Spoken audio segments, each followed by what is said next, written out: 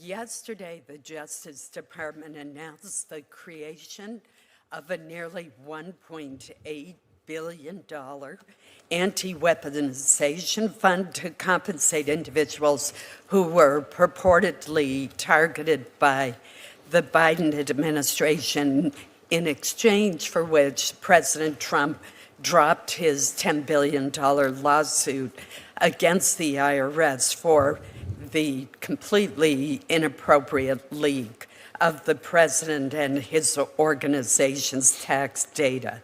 Amounts for this new fund will come from the Judgment Fund, a permanent law appropriation for paying claims and settlements brought against the United States government.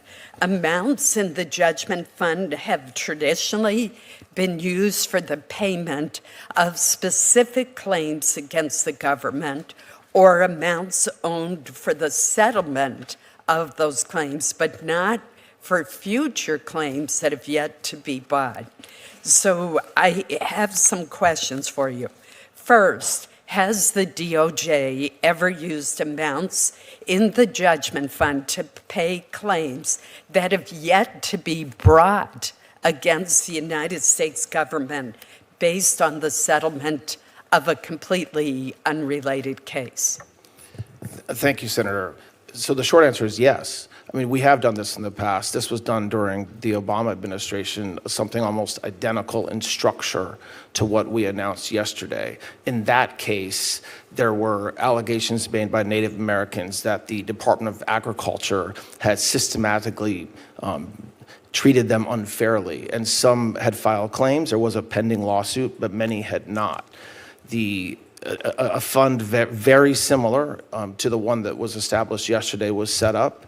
It was funded by, in today's dollars, a little over $1 billion. And a single claims commissioner was appointed to review the claims and to distribute funds. In that case, at the end, there was around $300 million left over. And the Obama administration had set it up so that that money from the Judgment Fund was distributed to nonprofits and other NGOs. So what we've done with this fund, and by the way, it is true that this is unusual. That is true. But it is not unprecedented, and it was done to address something that had never happened again either. So there is an unprecedented nature of what we did yesterday in response to years and years of weaponization. Just to correct a few things, Senator, it's not limited to Republicans. It's not limited to Biden. It was. It's not limited. It's not limited to the Biden weaponization. It's not limited to, in any way, scope or form to January 6th or to Jack Smith. There's no limitation on the claims. So, and the other thing we've done, just to finish up in comparison to what was done previously, is we intend to appoint 5 commissioners. And also, at the end, the money goes back to any leftover funds go back to the federal government, not to nonprofits. So how will the commission that you've just referenced that oversees the fund determine whether future claims from the fund are eligible to be paid out of it? And how will they determine how much will be paid for each claim? What's the legal basis for those decisions? So there's commissions that are established all the time where a commissioner is charged with determining the correct amount, if any, to repay a claimant who's asking for funds. So in this case, what we expect is the commissioners will take in information. It's entirely voluntary if an individual wants to apply and assert that they were a victim of weaponization. And the commission can do anything according to what was set up yesterday, from issuing an apology to the claimant, to awarding compensation and the monetary compensation. So it depends on the claim, and there will be 5 commissioners who will review each claim. It won't be reviewed by me. It won't be reviewed by others in the administration. It'll be reviewed by the 5 commissioners. Aren't those commissioners appointed by the president? No, they're Who appointed are they by, appointed by? 4 of them are appointed by the Attorney General, and 1 of them is appointed by the Attorney General in consultation with leadership of this body. will the information related to the claims be publicly reported? So that's a good question. I mean, look, there's privacy laws that exist, so I don't want to sit here today and say every scintilla of data collected will be released, but of course, there's accountability that the commission has, a quarterly report that has to come to the Attorney General, which will certainly be public. There's a process that you all will get information, and there's a FOIA process. So I very much anticipate that the claims that are awarded, the basis and the amount will for sure be made public along the way. Wow, this is one of those days. Some of those days is like, I wonder what I'm going to talk about. This isn't one of those days. Today, there is so much going on. SV is posting all kinds of breaking news stuff. At any minute, any couple of minutes from now, President Trump is going to come out or actually post who he's going to endorse between Cornyn and Paxton's. We should know about that. Thomas Massie is out there crying all over Fox News and blaming Israel and yada, yada, yada. The Massie nuts that follow him, they're out there just spamming everybody on X and calling them names and attacking. This is going to be a fun day. So, as you know, JD Vance is coming out at 1 o'clock, and he's going to be doing the White House press conference. Funny that the first two out the box were Rubio and JD Vance. So we're going to see, possible presidential candidates back to back. Let's see how JD handles these people, which I don't think he'll have a problem. But then I'm planning the show, and I've got all these different segments that I want to talk about, which I will be talking about Thomas Massie in a little while. But then all of a sudden, I get the notification President Trump's out there walking around. Bring the cameras, we're going to go for a walk. And he just decides he's going to do an impromptu presentation and press conference at the same time. So I'm going to go to that first. It's 45 minutes long. So I'll probably have to break once JD Vance comes on, or you guys can put in the chat. Go to some other stories, play JD, and then play Trump without breaking it up. You guys let me know which way you want to go. The President Trump presentation is pre-recorded, so I have that in the tank ready to go at any time. Obviously, JD Vance is going to be live, so at 1 o'clock, depending on if he's prompt or not, we can cut to JD. We can go back to, you let me know as I get ready to go. Jeff, let me check in with SV on a crazy day. SV, what you got, man? Things going nuts over man. there? Yeah, I posted everything in the chat. I'm done for a minute. Actually, I was doing the Ballroom Blitz song. You ever hear that Ballroom Blitz? Ballroom Blitz. Boondoggle Blitz. Okay. I'm going to tease something, but I want to see who sang that song. Can I challenge you real quick right off the top of my head? I know there's people Googling it right now. Like somebody's putting it in there. Yeah, I mean, I used to play that on Rock Band years ago, with my daughter and my son-in-law. Let's see here. Let's see. I believe it was a band called Sweet, if I'm not. That's right. That's the one. Yes. That's it. Yes. Yeah. That's a good song. My rock and roll archives in here. All right. So I'm going to jump. We're going to introduce our sponsor, and then everyone's saying, just go ahead and jump into Trump. Somebody says JD, then Trump. Somebody says Trump, JD, back to Trump. You know what? Here's what I'll do. I'll go ahead and do everyone's saying Sweet. They're like, how the hell did I know that? I told you I was in a rock promoter for a long time. I love it. We could probably get, if he's going to be late, I'm not sure if he'll be on time. We'll start the Trump stuff. SV, text me if you see otherwise what the consensus is. All right. I have one quick thing before you go. Did you know it was in your state, over 2,500 students and Americans were baptized at Hanna Park in Jacksonville this weekend? Yes, okay. I did see that. I was gonna amazing. Cover that as well. The beach was absolutely packed because I have a segment today. If I get to it, if not, I'll get it the next show. Oh, by the way, we may end up doing 2 shows today. And let me tell you what, we got an early one today, so I'll be off the rest of the afternoon. And from everything I can see, it looks like President Trump and Melania are going to be hosting an event and making speeches tonight. And I figured, if we did that, then maybe we could also segue into some election results around 8 o'clock. So I like it.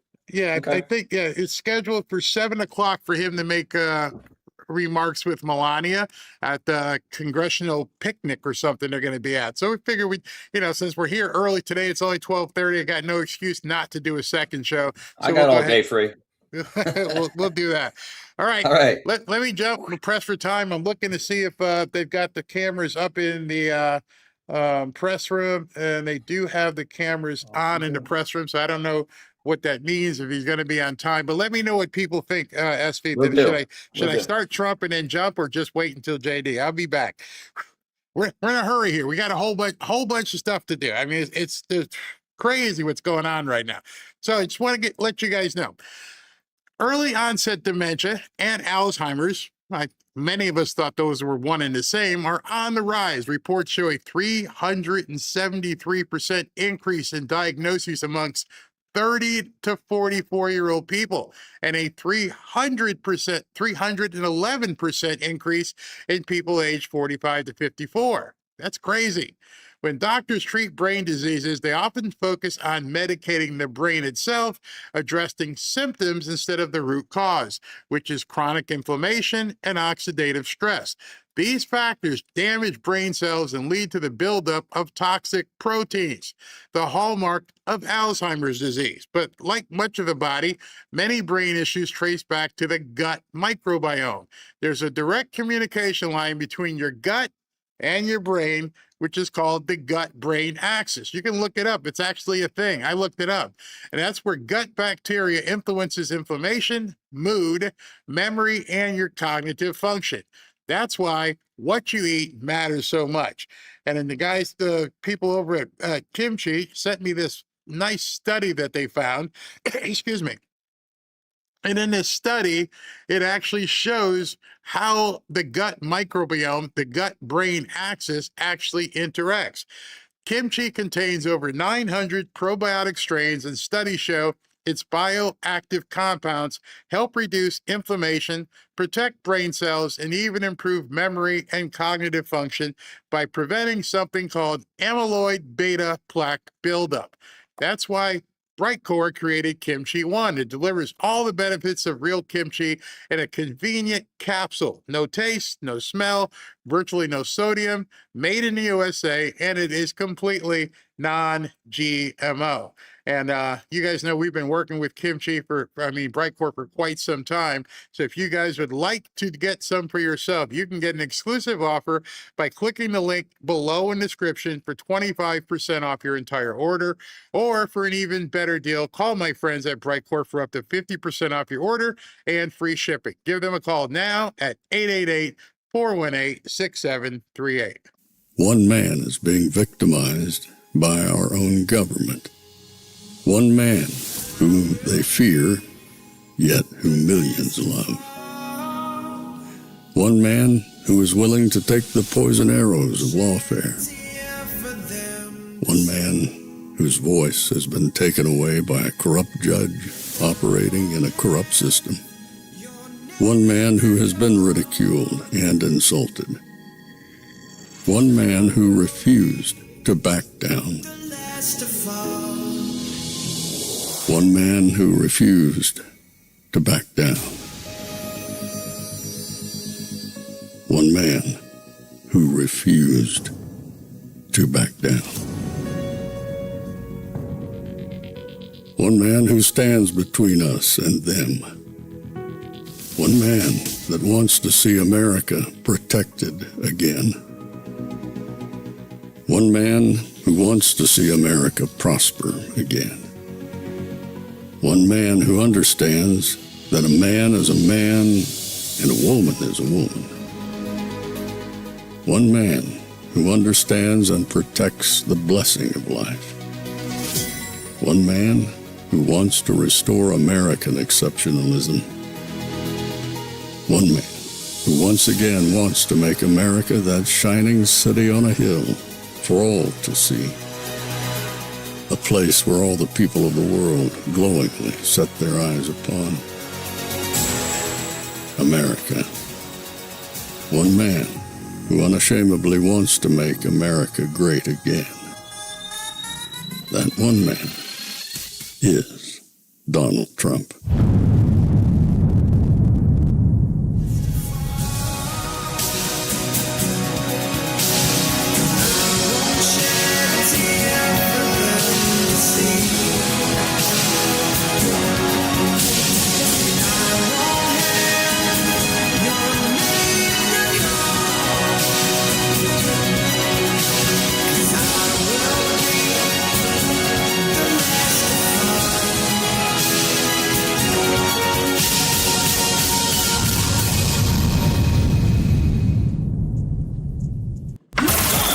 This is Fanfare with Barry Cunningham.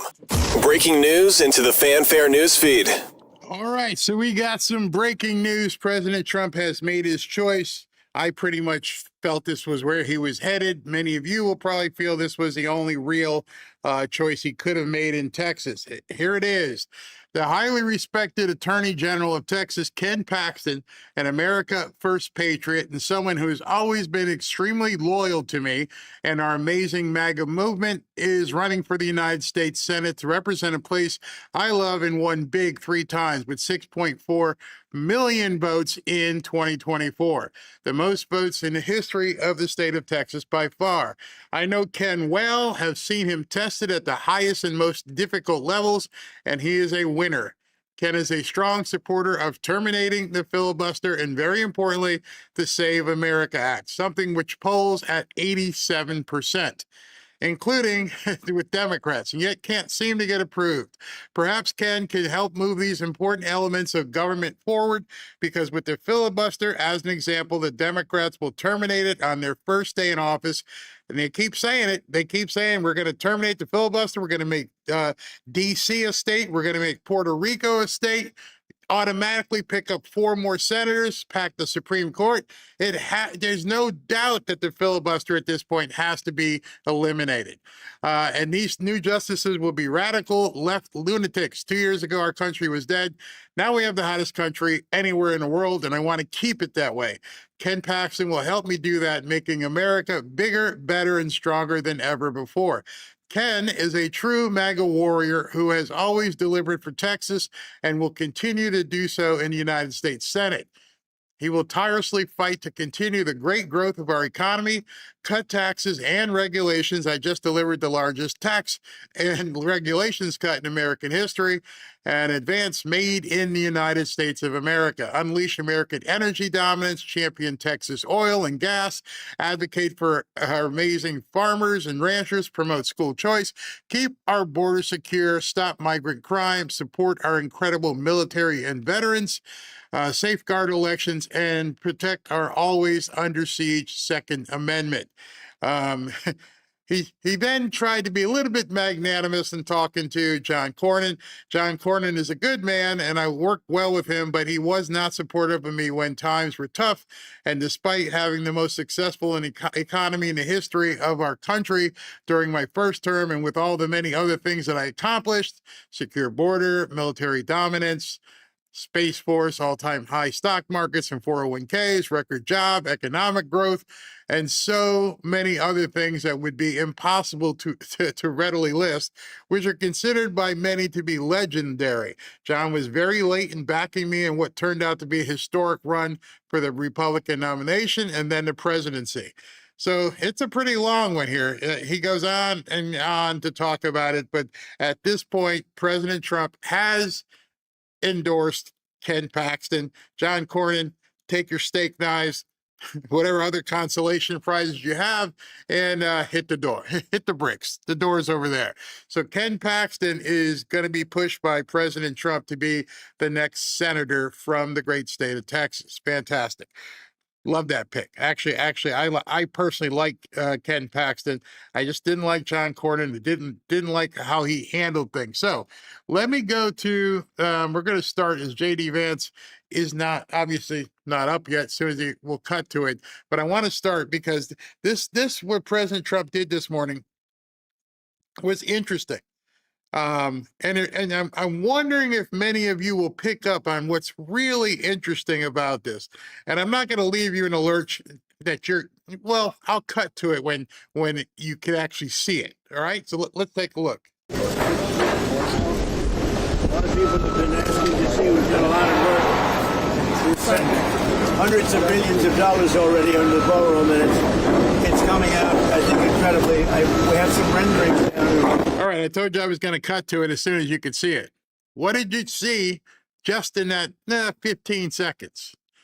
Well, if you look behind him as he's talking, which I think was the message he was giving here, they're working. You've had judges, you've had Democrats, you've had the Senate parliamentarian, you've had all these people say, you can't do the ballroom. Watch me. And he walks out, and as you're going to continue to see throughout this, there's guys working, there's hammers, there's cranes, you can hear everything happening. No stoppage. It's full speed ahead. F you to the Senate parliamentarian. F you to the Democrats. F you to some of these local district judges. There can be no accident that he brought everybody out there. Bring the cameras. Bring the cameras so America can see what's happening. And there's no stoppage of work. Of the finished product. It's all knit together. At the top of the ballroom is what they call a drone gallery. We have tremendous amounts of military able to be on the top. It'll be the highest point. It'll be actually higher than this building across. The site's over Washington, so that's important. But it will be something very special. So if you look up at the top, you'll see some interesting things, and I'll show that to you in a second. You want to grab that, please? I'll show that to you in a second. The facade of the building, there will never be another building like this built, that I can tell. I built a lot of great things. There will never be anything like this built. And what we have is the roof is dead flat with absolutely nothing but strength on it. It's very strong steel. It's drone proof, and it's meant for our military to be able to stay on it. You get a view of Washington. Also, for the drone building capacity, some of that takes place right down here. You can see the very large piping and the other things. It's a very complex building. It's all knit together. The roof goes with the ground floor. The ground floor goes with the roof. The roof also goes down into the basement. Everything is connected, intertwined. Elevators, heating, air conditioning. It's one building. That's why we're trying to explain that. This is one well-knit building. One thing doesn't work without the other. Very importantly, though, in terms of the beauty, probably the closest thing to this would be the U.S. Supreme Court, the facade of the U.S. Supreme Court. So here's a couple of things you can look at. How are you? There will never be another thing like this, I don't believe, built from a court standpoint. This is all my money and donors' money. This is tax-free. So everyone's talking about they're going to give money, they're going to give money. But the money they're going to give is really for the security of that and the whole White House premise. And I guess you probably need that nowadays. We've done the fencing on the outside of the White House. It's all titanium. You see the black fencing. That's been just done recently, and it was approved originally by me, and it's been completed, and it's very powerful, very powerful. A tractor, a bulldozer cannot knock it over. It goes down deep, and it's titanium, which is the strongest of all of the metals, much stronger than steel, as an example. The ballroom is all, it's going to be a tremendous thing. As an example, what happened a couple of weeks ago at the White House Correspondents' Dinner could not happen here. One thing that we have is we don't have people living above it. We don't want that. That's no good. They have 1,000 units above it with the elevator coming right down next to where the convention or whatever it may be is. So this is a room that's been wanted for 150 years by presidents. We have no room to have an event. The only way you can have an event is if you build a tent on the lawn, and the tent would not do the job. And by the way, if it rains here, because this is built on a wetland, the lawn is impossible to deal with. The water goes over everybody's shoes. It literally goes over the shoes. So, and they've had a lot of catastrophes with the tent. So we have this, and if you take a look at this section, this is the different facade. So this is a Greek. more or less, it comes out of Greece. This is the ultimate facade for Greece. This faces the Treasury building. This is a different facade. That's Rome. And that faces the Washington. I don't know if you guys are seeing the same thing I'm doing. I'm watching this and I'm like, oh yeah, see all this stuff here? The press can't, they can't look away. They're looking at this magnificent project. They're looking at all these people working, like somebody said, yeah, all these people are working, meaning they're getting paid. They're building this monstrous sized building and he's got them facing it. I mean, he could have turned it around and said, face me here. And he's letting them look right at this job site. And they're seeing guys running around like bugs over there hammering, and you're hearing pile drivers and everything else. And he's like, oh yeah, so hear this? We're not stopping. You can't make me stop. Not stopping, not gonna stop us. And I love the image that he's putting out here. Monument, the Lincoln Memorial, etc. So you have two facades. Primarily, you have two entrances. You have here, but the primary entrance is through the White House, directly through the White House. And it's really something. I think you can see the complexity. All of these columns go directly up to the roof. And the roof is a barrier. It's a shield because it's made out of, the sidewalls are steel, impenetrable steel, and also impenetrable glass. The glass is approximately 4 inches thick, and yet it's amazing. You can see through it as though it didn't exist. It's amazing. And it can stop just about anything. Just about anything. On the other side of the glass, we have steel and concrete, so that the glass is very powerful. What's holding the glass is equally as powerful. And that's here. You can see they're just about ready to go up to the top. All of these columns, they go directly right to the roof of the building. And again, we call it a drone port. It's set up for unlimited numbers of drones. Purposely, we don't have any air conditioning equipment up there because we don't want anything coming down through the pipes. If anybody gets, normally you'd have a lot of air conditioning equipment on the roof. We built it all inside the building, inside the case of the building, because we don't want to have anything having to do with air or air quality or any problems playing with the air. So you'll notice it's a dead flat roof with no equipment on it. All of the equipment is inside of the building, and that's for safety reasons. Normally you'd do it a lot less expensive. You do it a different way. So all of this was paid for by myself, and because I keep hearing like, we are making a gift of this one. This is a gift. This is not going to be paid for by the taxpayer. We have a judge that thinks it's a terrible thing that we're making a gift. He said it's terrible that we're making a gift. It should be paid for by the taxpayer. That's one I've never heard before. I'm sure maybe, I don't know, maybe he doesn't understand. This is a gift to the United States of America. And more than a gift, it's going to be one of the most beautiful buildings that's ever been built in the country or in Washington, D.C. So here's the other facade you see over here. And again, this is taken, these great classical buildings get taken out of different parts of the world from very glamorous times. This is Rome. They like the flat roof. Greece likes they call it the triangles, and you see that. This is a porch that looks out over the city. Also, it's developed in such a way that we can have military there, but the entire roof is developed for military. They're very high. They're higher than just about anything else. They have a 360-degree vision of Washington, D.C. They have a massive drone capacity. Not only is it drone-proof, if a drone hits it, it bounces off. It won't have any impact. But it's also meant as a drone port, so it protects all of Washington, the roof of the building. Okay? Now, does anybody have any questions? If you want, you can take, I think you can bring your cameras up. You might want to take a look at the complexity. These are all different rooms down here. They're building a hospital. They're building, it's a military hospital.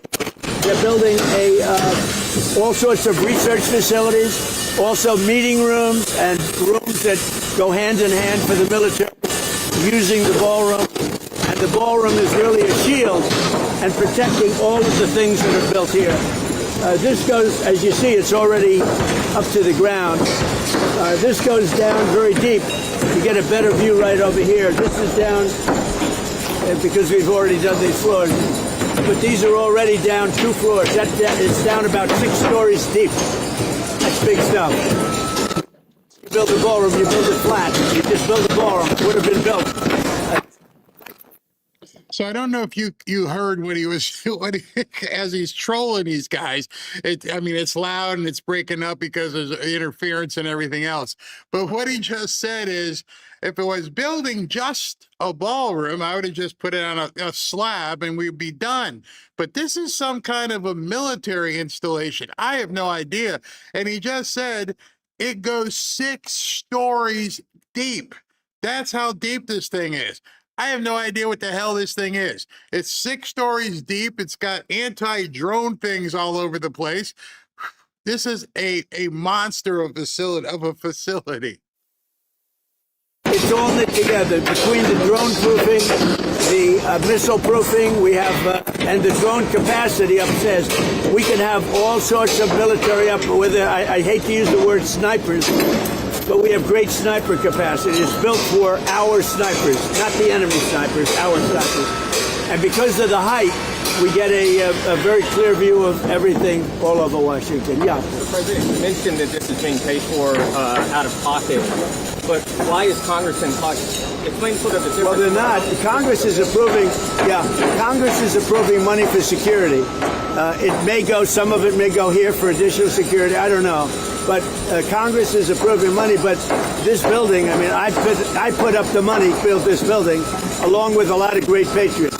Have put up a lot of money to build the building, and we have a building that is going to be, I think it's going to be potentially the most beautiful building in all of Washington, and with that is great military capacity. We're building it in conjunction with the United States military and the Secret Service.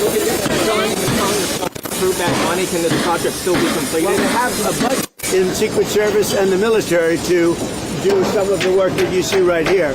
So the answer is, I think they want to enhance what you see. It's very powerful. You see what's happening. It's very powerful concrete. It's 9,000-pound concrete. That, if you know anything about contract.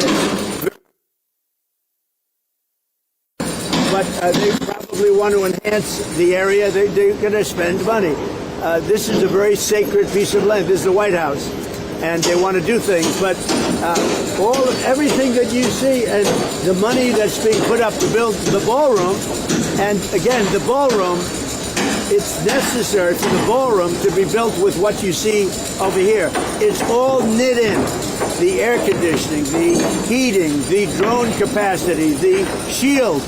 You know, the ballroom becomes a shield for everything that you see right here. Without that, they couldn't have this. They couldn't build the lower floors. Without that shield over the top of it, it's a shield that will totally protect what's downstairs. They have a lot of things going on downstairs, and some of it you see. This goes down 6 stories because it's already been built.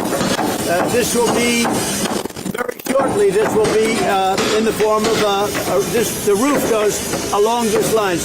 Basically, it goes outside. You see where the wood is. You're going outside of that line, and then it goes straight up. And it's all protection, and everything's together. You can't build one without the other.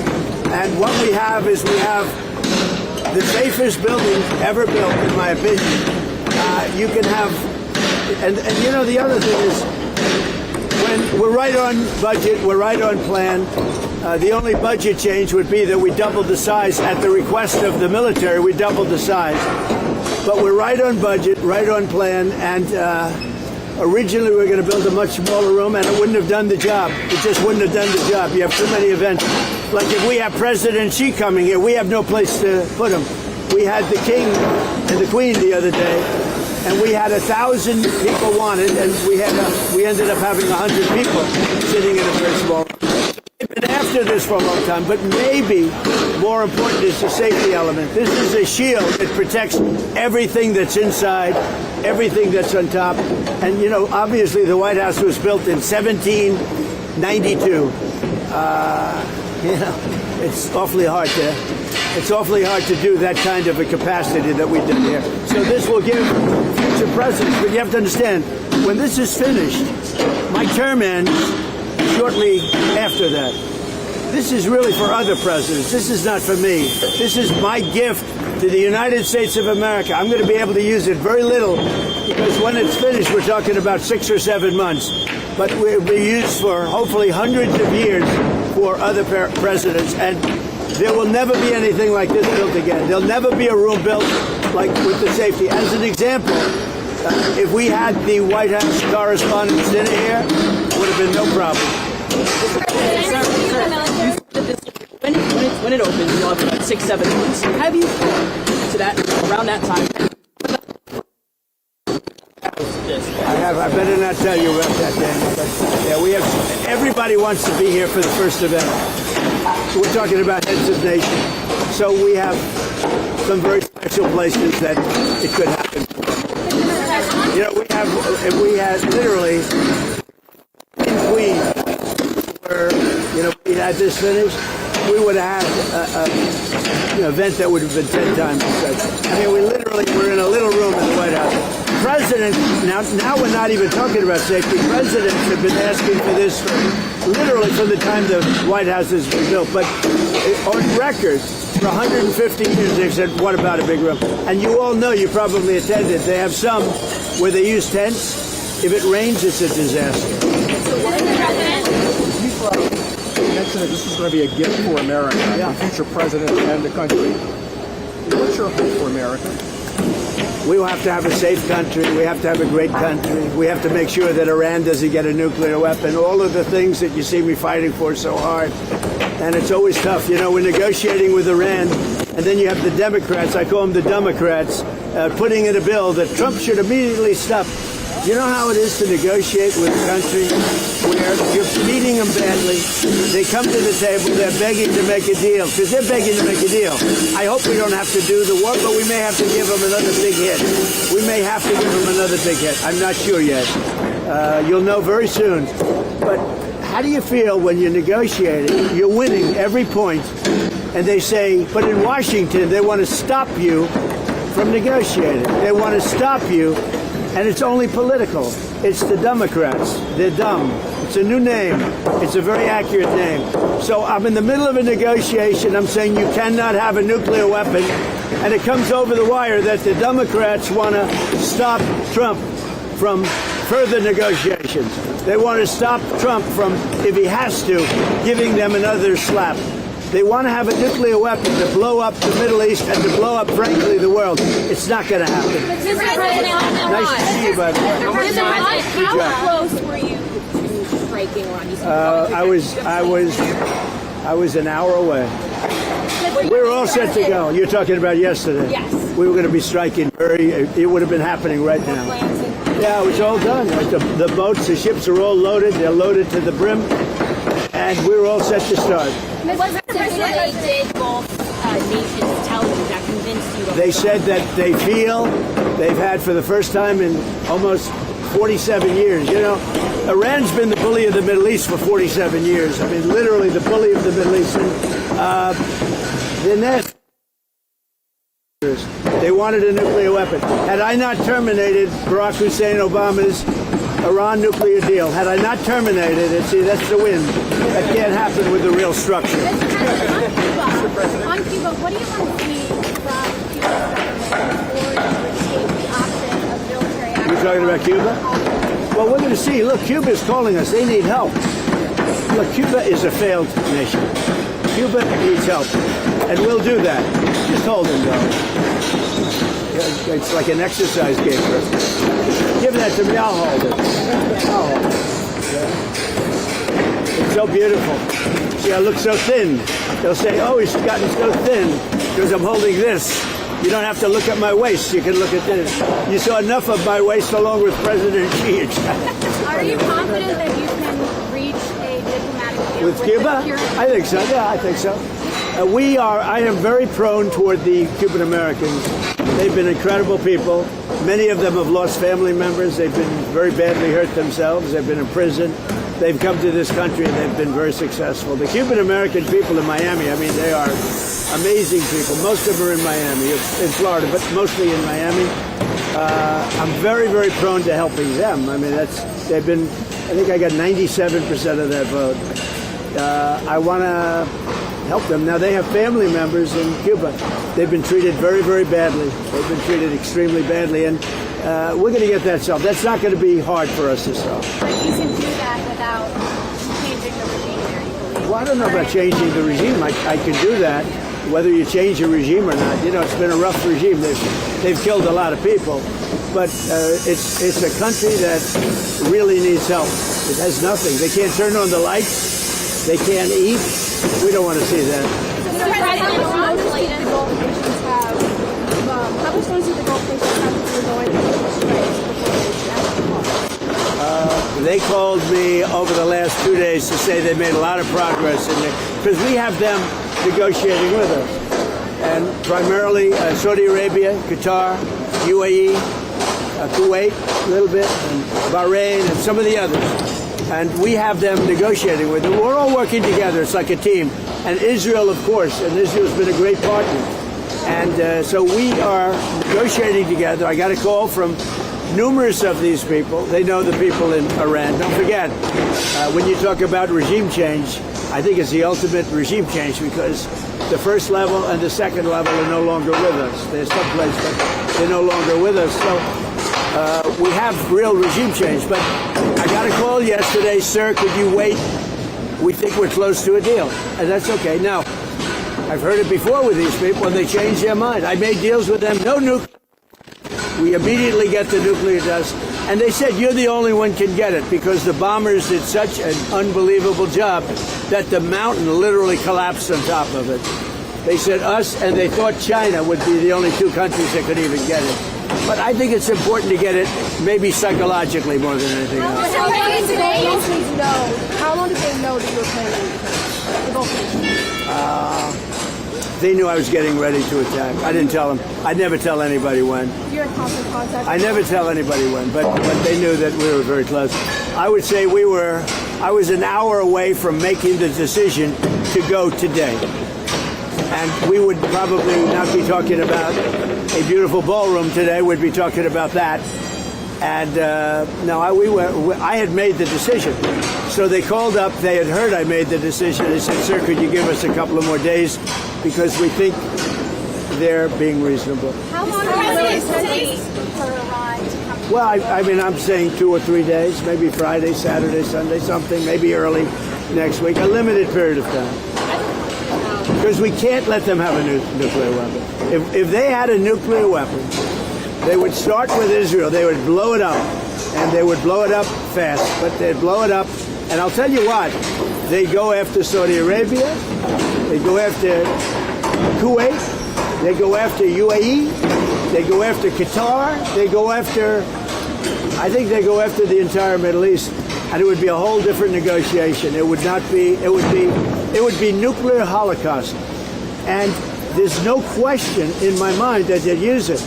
There's no question. And I deal with these people. They're extremely radicalized. These are not people like when I deal with you. You're a very nice guy. These are people that are seriously radicalized. They would use it. The only question, would it be the first minute, the first hour, or the first day? Come to pause at some time. Does there come a point soon where you're no longer going to... I'm not doing this politically. I'm doing, look, everyone tells me it's unpopular, but I think it's very popular.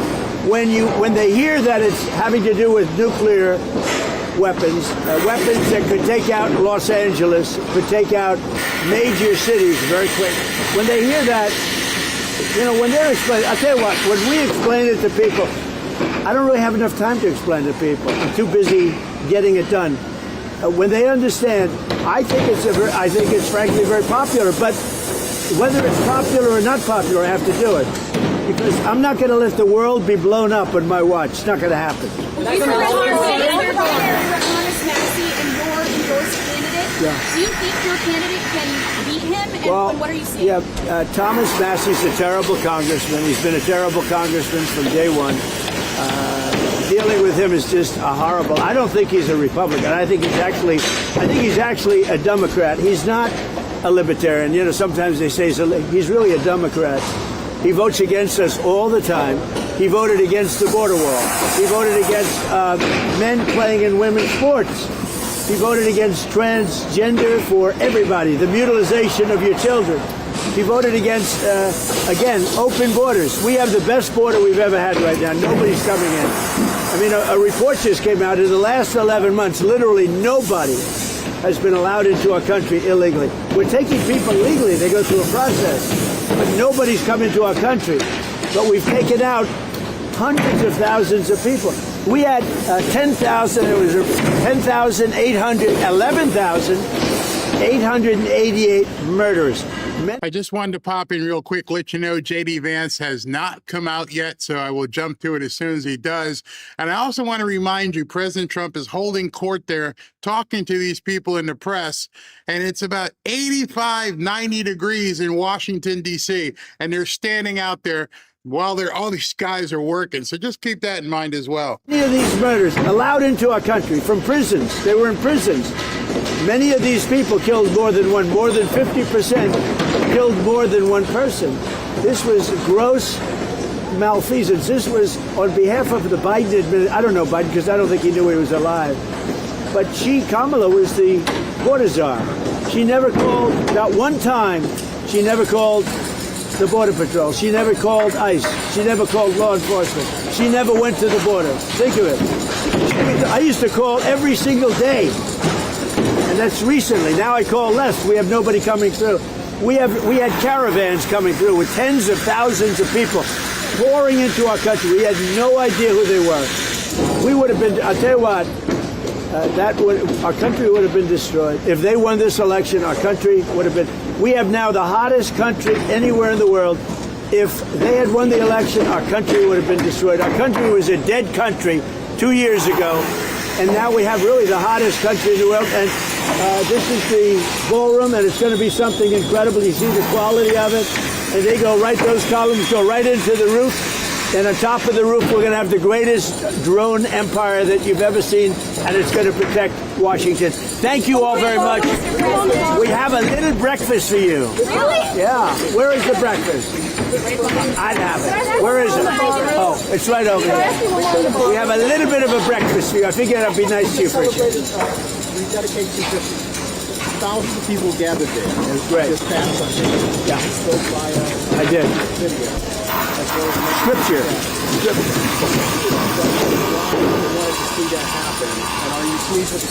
Well, I think that it was great. Thousands of people showed up, and it was a beautiful beautiful day. I did Scripture. You think it's easy to read Scripture? It's not easy to read Scripture. That's a whole different ball game. That's not like reading a speech. We will build a wall. This is a whole different deal. But I did it proudly, and I guess it was broadcast. We had tremendous crowds. I think religion's very important for a country. I think having this country was built largely on religion. If you look, it was built so. And when you have strong religion, you have less crime. It's just a fact. You know, whatever it may be, it's like, gee, I want to go to heaven, so I'm not going to do this or that. Who knows? But we have a country that was based on religion, and I'm very proud of that.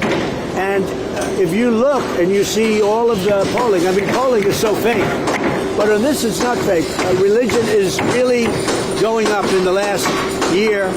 And during the time, I mean, really during the time I first got elected in 2016, it's a much different thing. I'm very proud of that.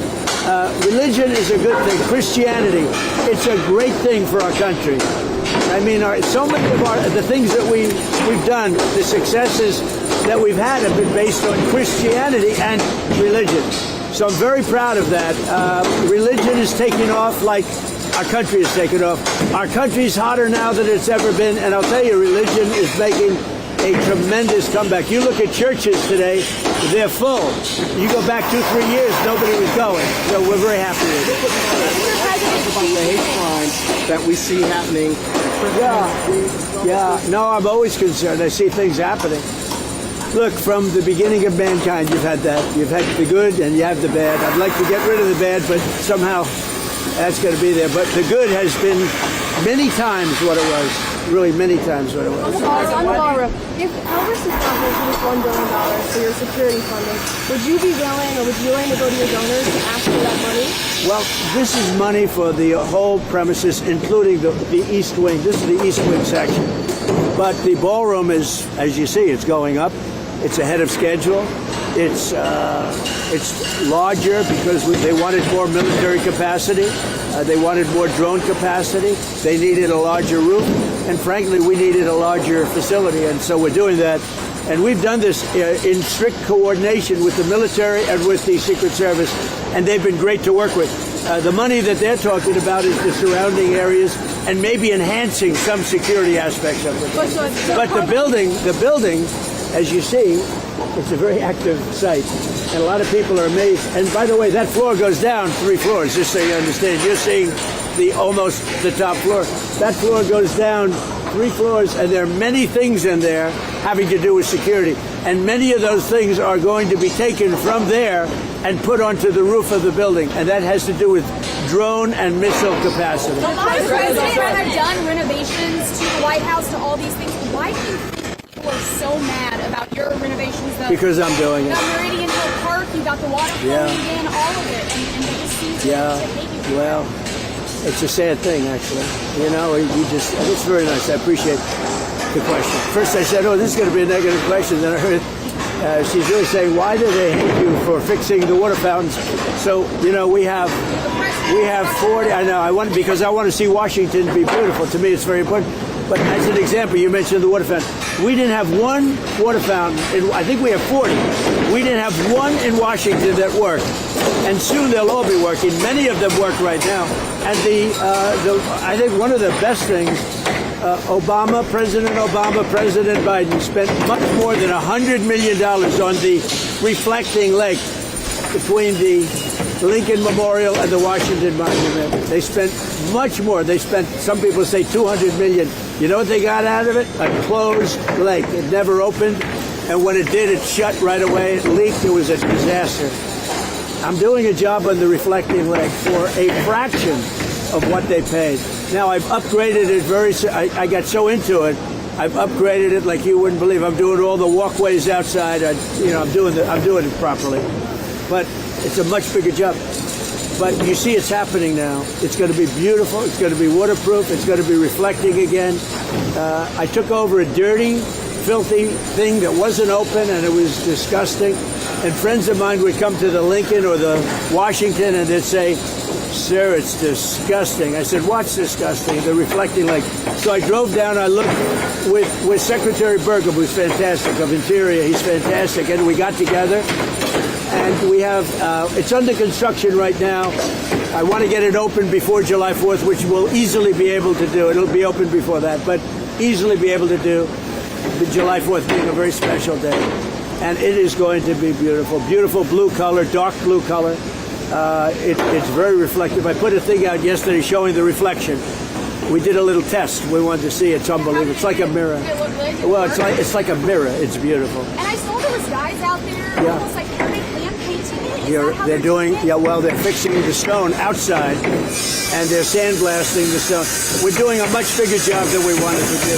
Think of it. Obama and Biden spent over $100 million, and you know what they got? Nothing. They opened it up, and it leaked like a sieve, and they closed it, and it stayed closed. They've been working on it for years. I've been working on this for a couple of months. When it's finished, it's going to be incredible. But we have other fountains, beautiful fountains. They haven't worked in 30 years. They're just sitting there rotting, and most of them are now open. And right across the street, I made a donation, and I'm building Lafayette Park, and it's going to be beautiful. I like her. How much was the donation? About $10 million. Are you happy with the American flag blue? Well, I put up the American flag. No, the American story. I think so. I mean, I'll let you know. I wanted a lighter color blue. The person that really knows this stuff said, no, dark is much better. You don't see the leaves, and you know things will get in there. But most importantly, the dark reflects much better. Mr. President, he asked you claiming so desperately that MAGA is divided. Well, I think it's the strongest it's ever been. You take a look at what happened in Louisiana 2 nights ago with a certain senator that was very disloyal to me and to the Republican Party. He's not even allowed to run for office. We have another big race. This guy Massey is terrible. Let's see what happens. It's not easy beating incumbents, but we have a great guy running against Massey. Massey's a terrible, I think the worst congressman the Republican Party's ever had. That'll be tonight. That'll be good television, and we'll see what happens there. But I think MAGA's never been more together, actually. And I'm going to be making an endorsement today in Texas. I'm going to be putting out an endorsement in a little while in Texas, the great state. You know, I won Texas all 6 times, meaning primaries and the race, and I got the highest vote in the history of Texas, and I love Texas, but I'm going to be making a endorsement at about 12:30, 1 o'clock today for the big race, the Senate race in Texas, and I hope you find it good.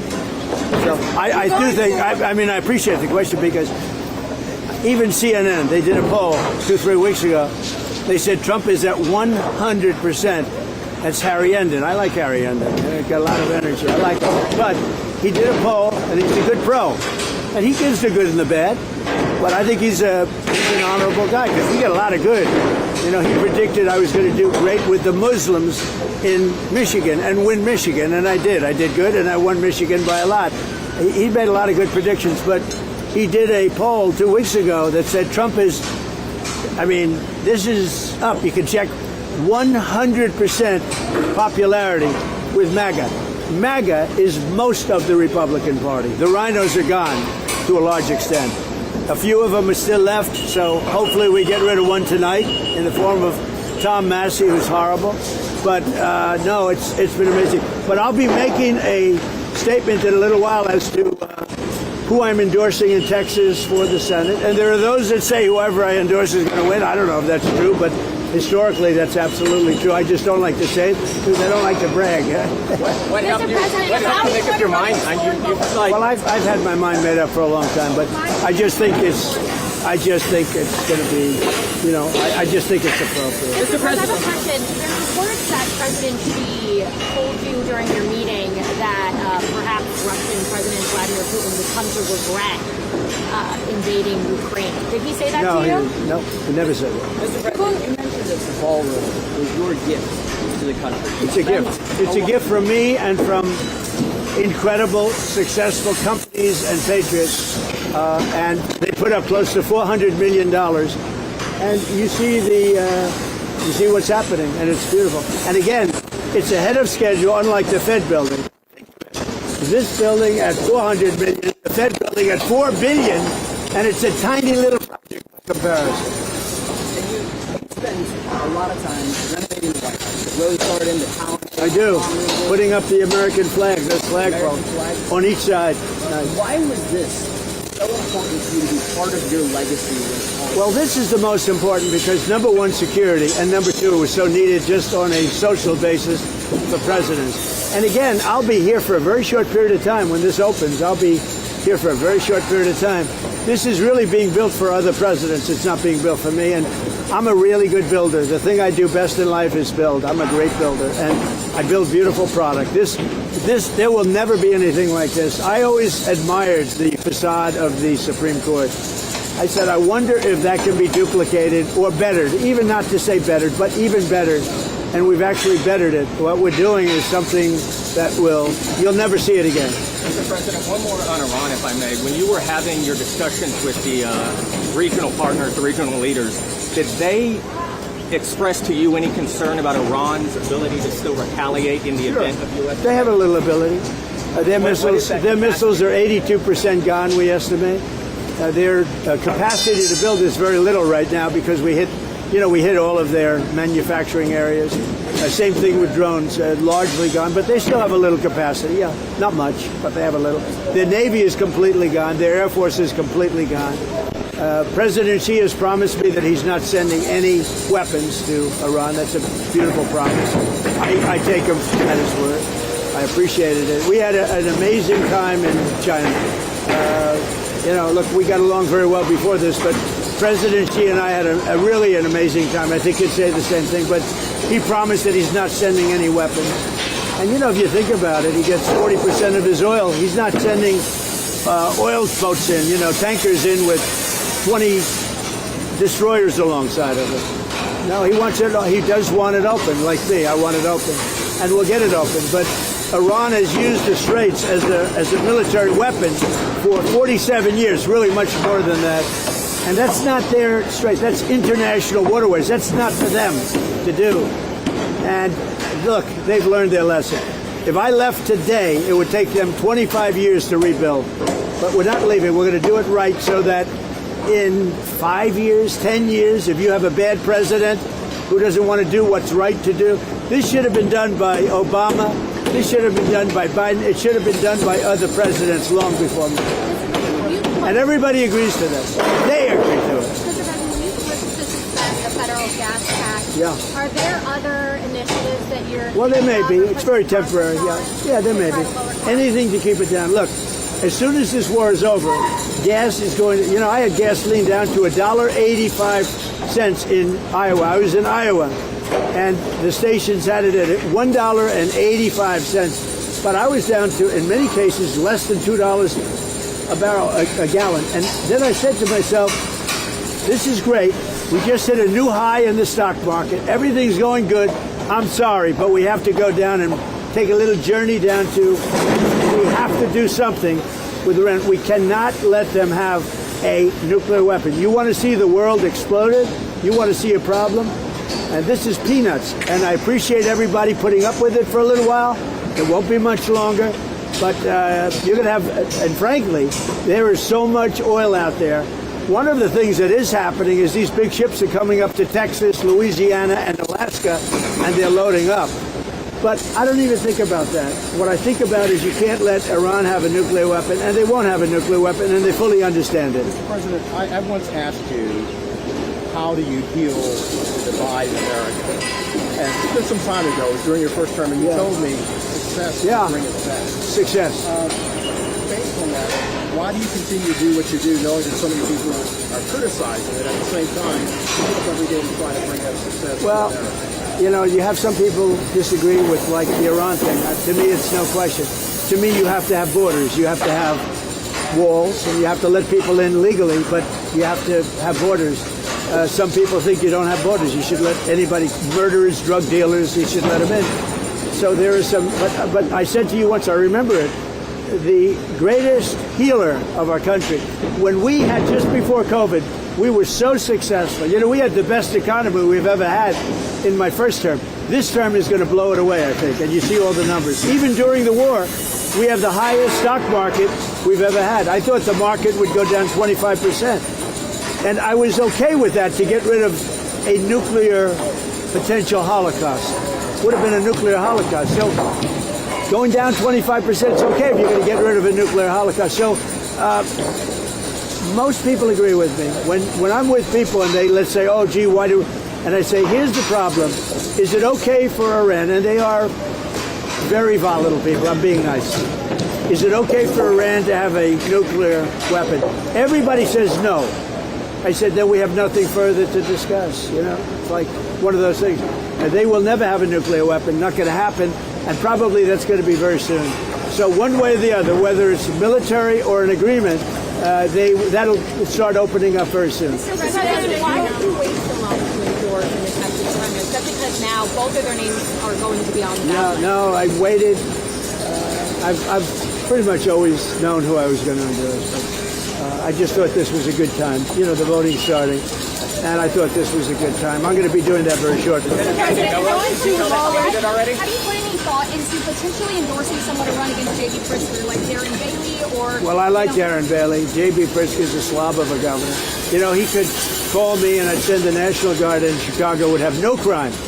Look at Washington, D.C. Did you see the crime stats? It's down to like nothing. People go to restaurants now, new restaurants. Restaurants are all being closed in Washington. Now they're building new restaurants. It's a hot city. We have a beautiful city. We have very little crime, almost no crime. And we could have the same thing in Chicago. All he'd have to do is say, President, I don't want to have any crime in Chicago. Can you help me? Within 3 months, Chicago would be a different place. What can I say? He's so bad. He's so bad. Mr. President, you're going to Lawler's. I talked about making health care more affordable. Right. You've done that. and you made a major announcement yesterday. That was a big announcement. Got no coverage. I reduced drug prices by 50, 60, 70, 80%, and it gets no coverage. I think it's maybe, other than medical itself, like a cure, I think it's the biggest thing to happen in healthcare ever, maybe. I brought the price. We paid the highest price in the world. Now we're paying, as of now, we're paying the lowest price in the world. Prices of drugs have gone down 70, 80, 90%. For 28 years, they never went down. In my administration, I got it down 1/8 of 1%, and I thought it was great. The first time, the only time in 28 years that it went down. Now I got them down 50, 60, 70, and even 80%. And that has a huge impact on healthcare. Listen, go have breakfast. Have a good time. Thank you. Have breakfast. Enjoy your site. You can shoot down there, but it is, those, the next time you come here, those columns will be standing even taller. How long did it take to design the underneath? Is it kind of the Yeah, actually, the underneath part's a good question. It's far more complex than the upper. Because what you don't see are the floors that are beneath here. And they have very, very important rooms down there, the most important. And this was the one opportunity for the military to do something. You know, they came. Normally, I'd build a ballroom. All right, I only had 38 seconds left, so we got it all in. JD Vance is on stage right now. Let me start out with a few things. So first of all, proud to announce that next week I will be speaking at the Air Force Academy commencement ceremony. Last year, I spoke at the Naval Academy commencement ceremony, and it was one of the great honors and privileges of my life. So I'm excited to go out there to Colorado and participate in that ceremony.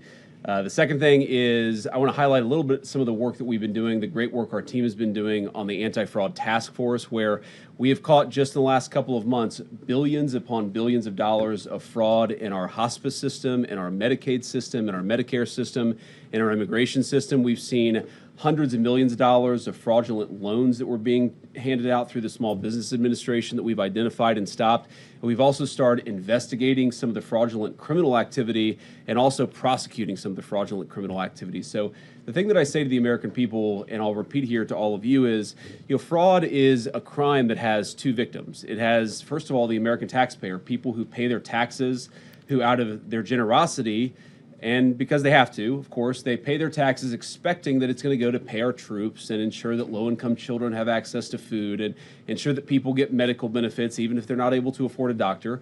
I think it's a great thing about our country is that we have this generosity of spirit where we take care of one another, but fraud takes that away from us because it steals money from the taxpayer when they pay their taxes, and it also steals money from innocent people who are meant to benefit from these programs but can't when the money runs dry because it's gone to fraudsters instead of the people who benefit from it or should benefit from it. So we're going to keep that work up. The President of the United States has been very clear that he wants us to focus on fraud. He wants us to prosecute the fraudsters, and he wants us to save the American people as much money as we possibly can. So we're going to keep at it. We're very proud of that work, and importantly, very proud of the team who've done an incredible job. And then finally, just to give an update on the Iran negotiation, the Iran situation, I just talked to the president very briefly before I came out here. It's actually a very simple proposition here. There are two options, two pathways we can go down when it comes to the Iran situation. So step back for a little bit. What the President of the United States has said is, number one, Iran can never have a nuclear weapon. And I think it's important for the American people and all of you to appreciate that when we say that, it's not just that Iran cannot have a nuclear weapon, it's what would happen if the Iranians did get a nuclear weapon. We know that a lot of nations all across the Gulf would then want their own nuclear weapon, and then a lot of nations all across the world. And what has been a very effective bright spot of American foreign policy really for the last 20 or so years would disappear overnight. If you have every country in the world scrambling to try to get a nuclear weapon, it would make us all much less safe. And Iran would really be the first domino and what would set off a nuclear arms race all over the world. That's very, very bad for the safety of our country. As the father of 3 young kids, I don't want them to inherit a world where 20 additional regimes, half of them very dangerous and very sympathetic to terrorists, have nuclear weapons. We want to keep the number of countries that have nuclear weapons small, and that's why Iran cannot have a nuclear weapon, on top of all the other things that we might be worried about, that they themselves could use it, that they could use it in leverage and economic control or economic negotiations. We just don't want them to have a nuclear weapon. Now, what we did here is that we effectively degraded their conventional military capability. That has been done. That has been successfully done. You could always do a little bit more, but where we are now is the president has asked us, has told us to aggressively negotiate with the Iranians. Why did I go to Islamabad, Pakistan? Why did I spend, I think, probably 22 hours on a plane going there, 24 hours coming back, and then 21 hours on the ground negotiating with the Iranians? Is because we wanted to show a sign of good faith. The Vice President of the United States is willing to cut a deal so long as the Iranians are willing to meet us again on that core issue of never having a nuclear weapon. We think that we've made a lot of progress. We think the Iranians want to make a deal. The President of the United States has asked us to negotiate in good faith, and that's exactly what we've done. So we're in a pretty good spot here, but there's an option B. And the option B is that we could restart the military campaign to continue to prosecute the case, to continue to try to achieve America's objectives. And we could talk a little bit about what that looks like, but that's not what the president wants, and I don't think it's what the Iranians want either. We have an opportunity here, I think, to reset the relationship that has existed between Iran and the United States for 47 years. That's what the president has asked us to do, and that's what we're going to keep on working at. But it takes two to tango. We are not going to have a deal that allows the Iranians to have a nuclear weapon. So as the president just told me, we're locked and loaded. We don't want to go down that pathway, but the president is willing and able to go down that pathway if we have to. So with that, I will say thank you all. It's cool to be here. I'm going to give a shout out, of course, to the person I am replacing today, Carolyn Levitt, who hopefully is at home enjoying some time with her beautiful kids. I told Carolyn I would stand in for her today for the White House press briefing on the condition that when Usha has our baby in July, that she would be vice president for a couple weeks. So thank you, guys. And I actually want to start first with Nick from Breitbart. Nick, it's good to see you. Good to see you, Mr. Vice President. Thank you. Today we saw the president endorse Ken Paxton over John Cornyn in the Texas Senate race. Do you think that sends a message going forward for the next cycle to senators, considering running for re-election, or any MAGA-aligned potential candidates that are considering challenging them? Well, I'd say a couple things, Nick. First of all, I think the president's very gratified by the response that he's heard from the base and from a lot of voters, I think, who are passionate about Ken Paxton. We think Ken Paxton is going to be a great senator for the people of Texas, but most importantly, a great United States senator who can work on solving the problems that all of us confront as a country together. I've known John Cornyn for a long time, but unfortunately, when it really counted, Ken Paxton was there for the country, was there for the president, and that's why he ultimately earned the president's endorsement. He thinks he's going to be a better senator, thinks he's going to make a better candidate, and so I do think it sends a message, but really not just the endorsement, but one of the things the president has done very effectively, going back 10 years in his leadership of the Republican Party and the country as President of the United States, is he said, I want people who fight for the good. I want people who can't be bought by corporate lobbyists, who can't be bought by Wall Street, who can't be bought by special interests, who are going to go to Washington and fight for the people who actually elected them to those positions. And I think one of the things we've seen in the Republican Party, while I can't say that all of our representatives are perfect or all of our senators are perfect, we have seen a much better crop of talent come into Washington since Donald Trump has been the leader of the party and the leader of the movement. I do think we're going to continue to see that happening. But I think the message that people should take from this is fundamentally, you have got to serve the people who sent you. And if you don't do that, you're going to find yourself out of step with voters or out of step with the President of the United States, and that's not a good place to be politically. Thank you. Yeah. Go ahead. Thank you very much. Just following up on what you just said, you said that the White House is negotiating with Iran in good faith. I think Americans tend to believe that, but what is it about the Iranian side that you personally have seen where you believe that they are negotiating with us in good faith? Well, first of all, I'd say it's a very complicated country, and it's a country that I wouldn't pretend that I understand even after as deep as I've been involved in this process from the very beginning. It's a great and proud civilization, amazing people. We obviously have a great Iranian-American community here in the United States of America, smart people, very hardworking, and you see some of that in the negotiating team on the other side. You also see some very hardline positions in the negotiating team on the other side. And so I think you see that conflict, the fact that maybe the Iranians aren't themselves quite clear in what direction they want to go to. They also are just a fractured country. So you have the leadership of the country, there's the supreme leader, and then there are a lot of officials below the supreme leader that has some influence in the negotiation. It's not sometimes totally clear what the negotiating position of the team is. And I don't know if that's sometimes bad communication, if that's bad faith.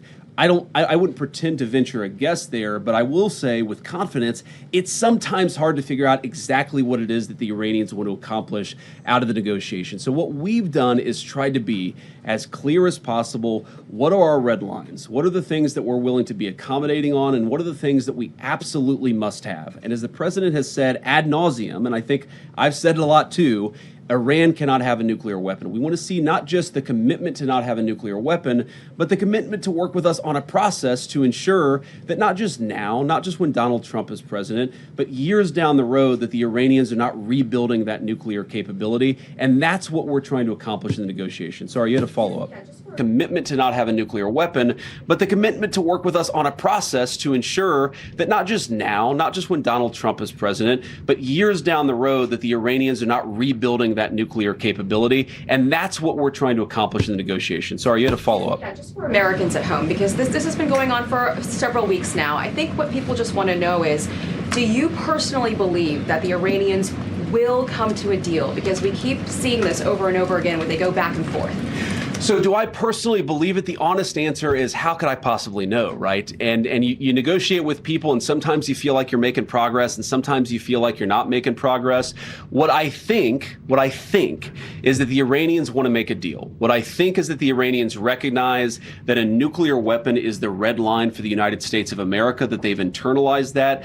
But we're not going to know until we're actually putting pen to paper on signing a deal. We've had a lot of drafts, a lot of pieces of paper going back and forth, but I will not say with confidence that we're going to reach a deal until we're actually signing a negotiated settlement here.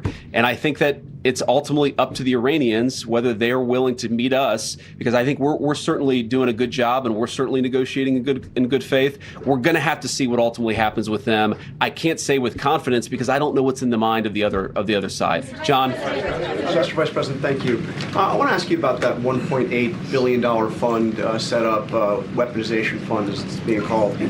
Why should taxpayers be paying to settle a $10 billion lawsuit that was brought by the President of the United States? And should people that attacked the Capitol building and assaulted police officers, should they be eligible? Should they receive money? Should they receive money from this fund? Well, let me say a couple things about that. First, John, I think in some ways the media has misrepresented what this is actually about. This is about compensating Americans for the lawfare that we saw under the last administration. And by the way, anybody can apply for it.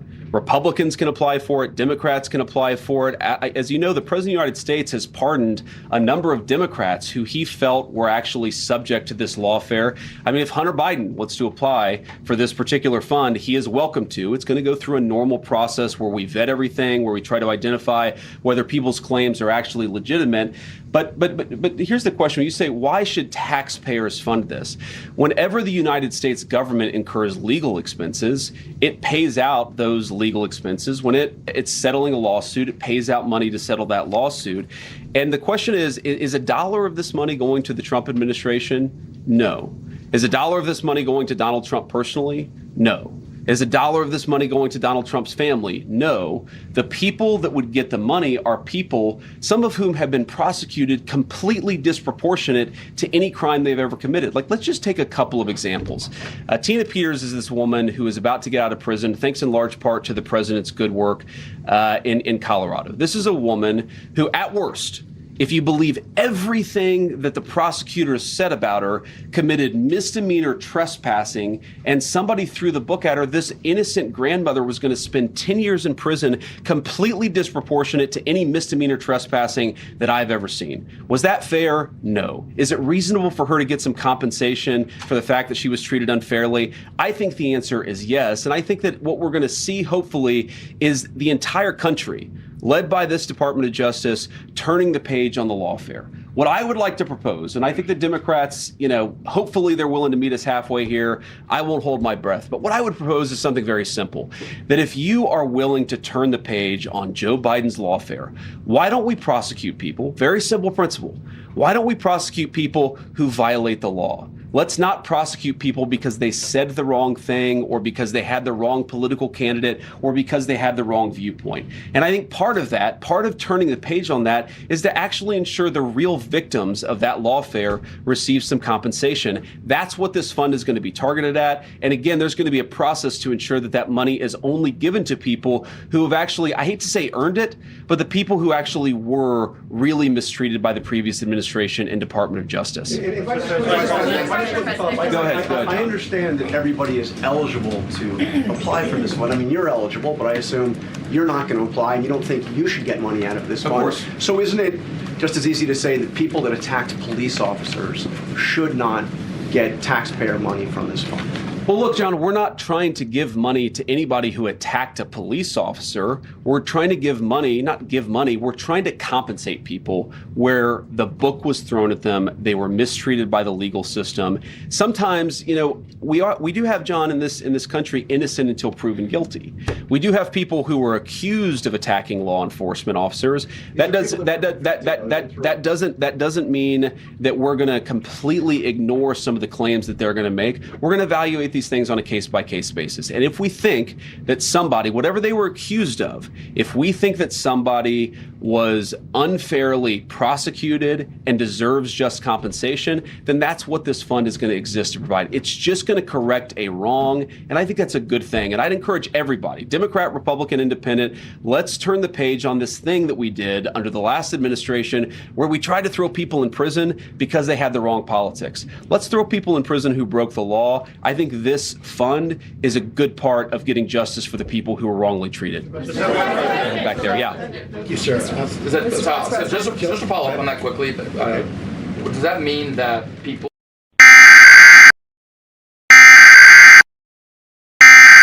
that maybe don't meet the eye, we're just going to look at every case by case. That's all I'm saying. I'm not committing to giving anybody money or committing to giving no one money. What I'm committing to is a legal process to review these claims and to make sure that people who are mistreated by their government get a little bit of compensation because of it.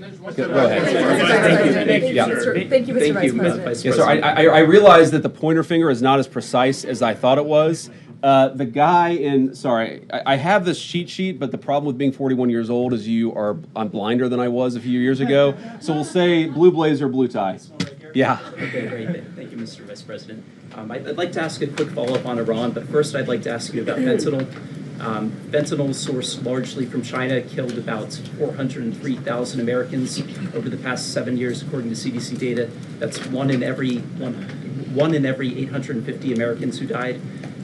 White House Counterterrorism Director Sebastian Gorka said last week that China's exports amounted to the targeted killing of Americans and war by other means.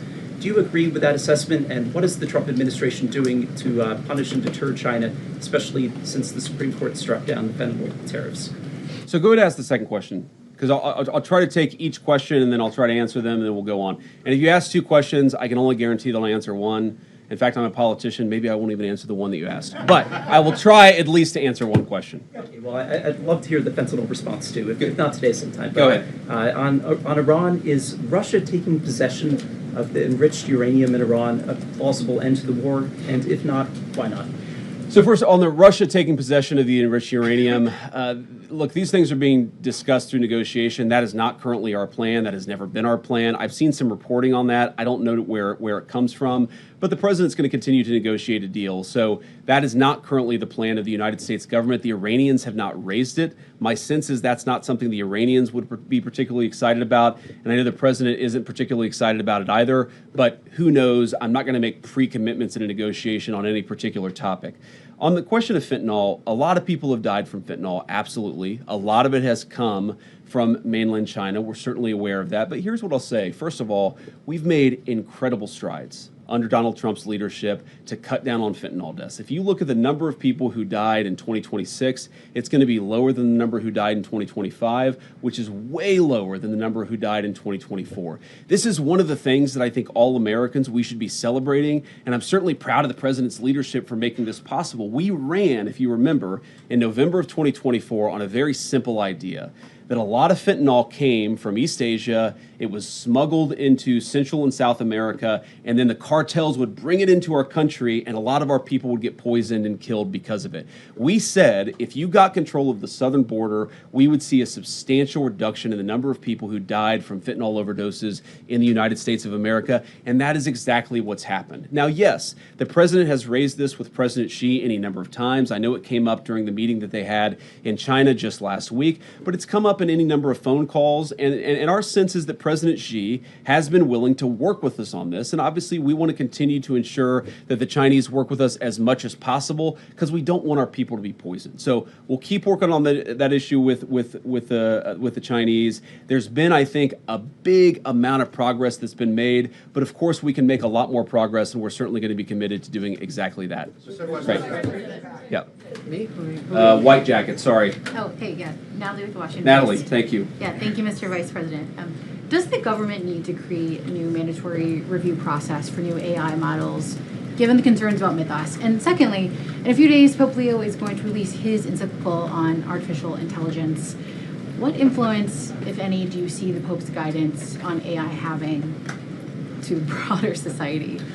Well, I mean, I think when the Pope issues an encyclical on artificial intelligence, what influence, if any, do you see the Pope's guidance on AI having to broader society?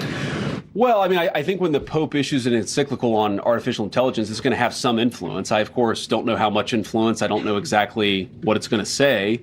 But I think when the leader of the world's largest Christian denomination speaks on an issue like that, it's certainly going to have some influence. And I'm sure it'll contain a lot of insights, some of which I'll probably agree with, some of which I may not. But I think that it's going to be a very, very important document.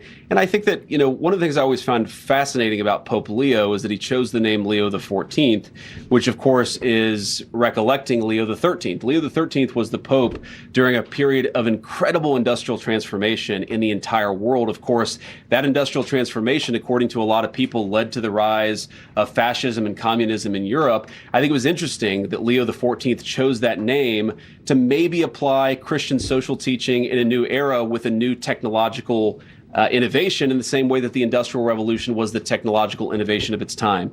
So I think it'll be fascinating. I'm looking forward to reading it. My guess is it's going to have a lot of influence. On the question of what our policy is going to be, look, what we're trying to do in the Trump administration is very simple. The president wants us to be pro-innovation. He wants us to win the AI race against all other countries in the world. He recognizes that AI is going to be an important tool, not just for our economy, but for our military. And so he wants to ensure that we are winning that particular race.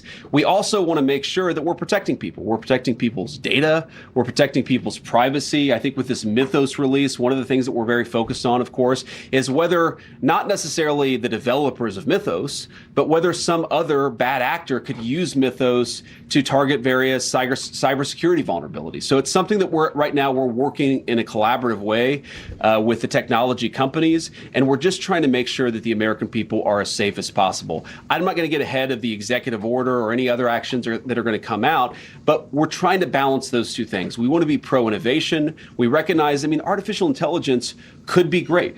It could help us find cures to diseases that currently, people are dying from or suffering from. It also does have some downsides, and we're trying to balance that safety against innovation. And we think that we've got the right balance here in the Trump administration, but it's something we're going to have to keep on working on because that's just the nature of these technologies is they certainly change. Let's go.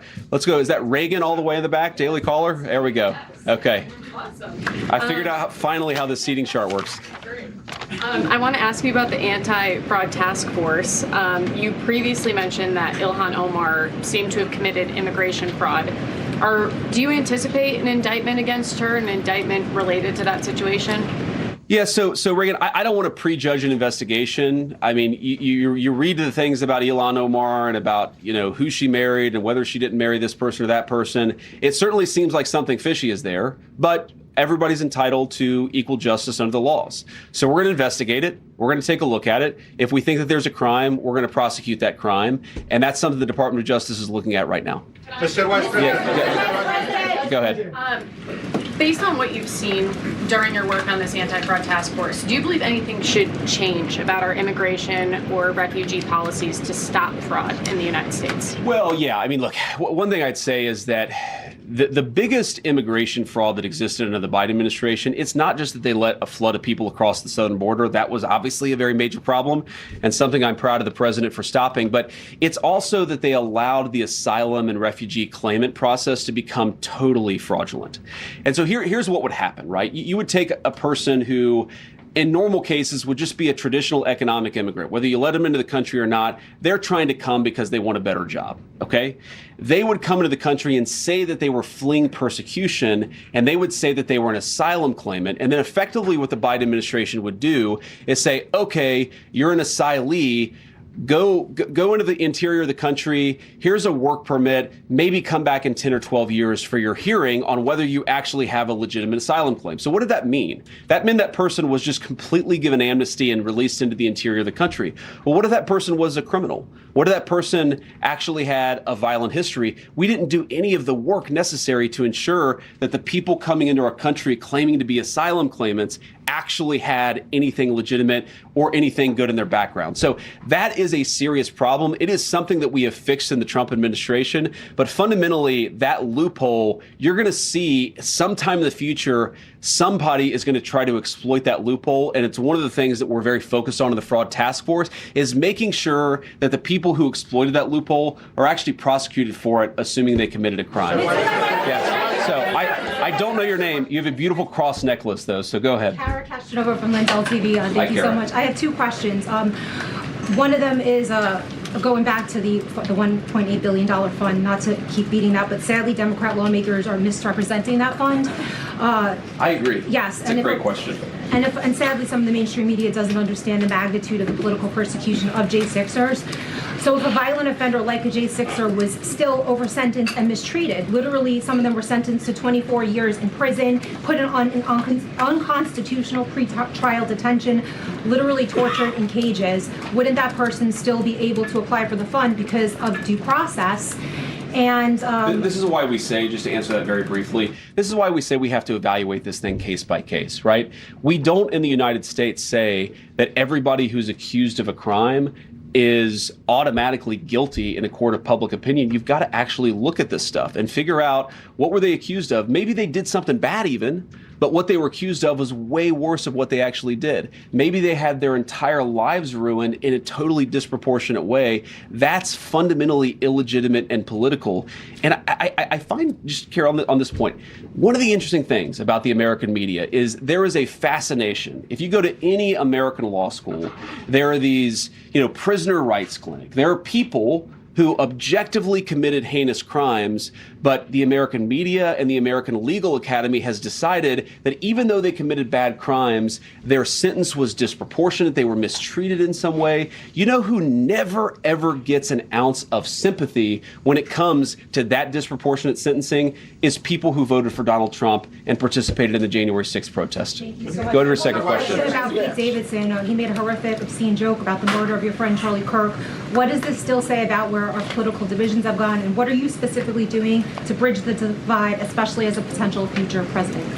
Well, sorry, who was it that said something? Davidson made a really obscene joke about Charlie Kirk. So what are you doing as a potential future candidate or president to bridge the divide? Well, first of all, I'm not a potential future candidate. I'm a vice president, and I really like my job, and I'm going to try to do as good of a job as I can. But let me just say this. So you talked about Pete Davidson, who said something bad about Charlie Kirk. Look, Charlie was a very, very dear friend, but more importantly than that, Charlie was a father of two beautiful kids, and he did not deserve to have all of those moments with his kids, all of those moments with his beautiful wife taken from him in the way that happened.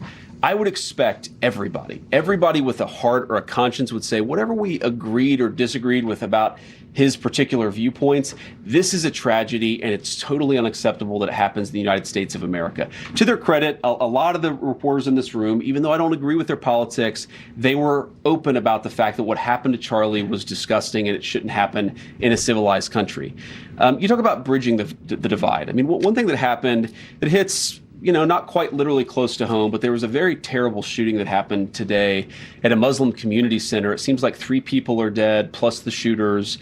And, that community center is actually very close to this restaurant that Usha and I go to every time we visit. Her family lives in San Diego. She was born and raised in San Diego.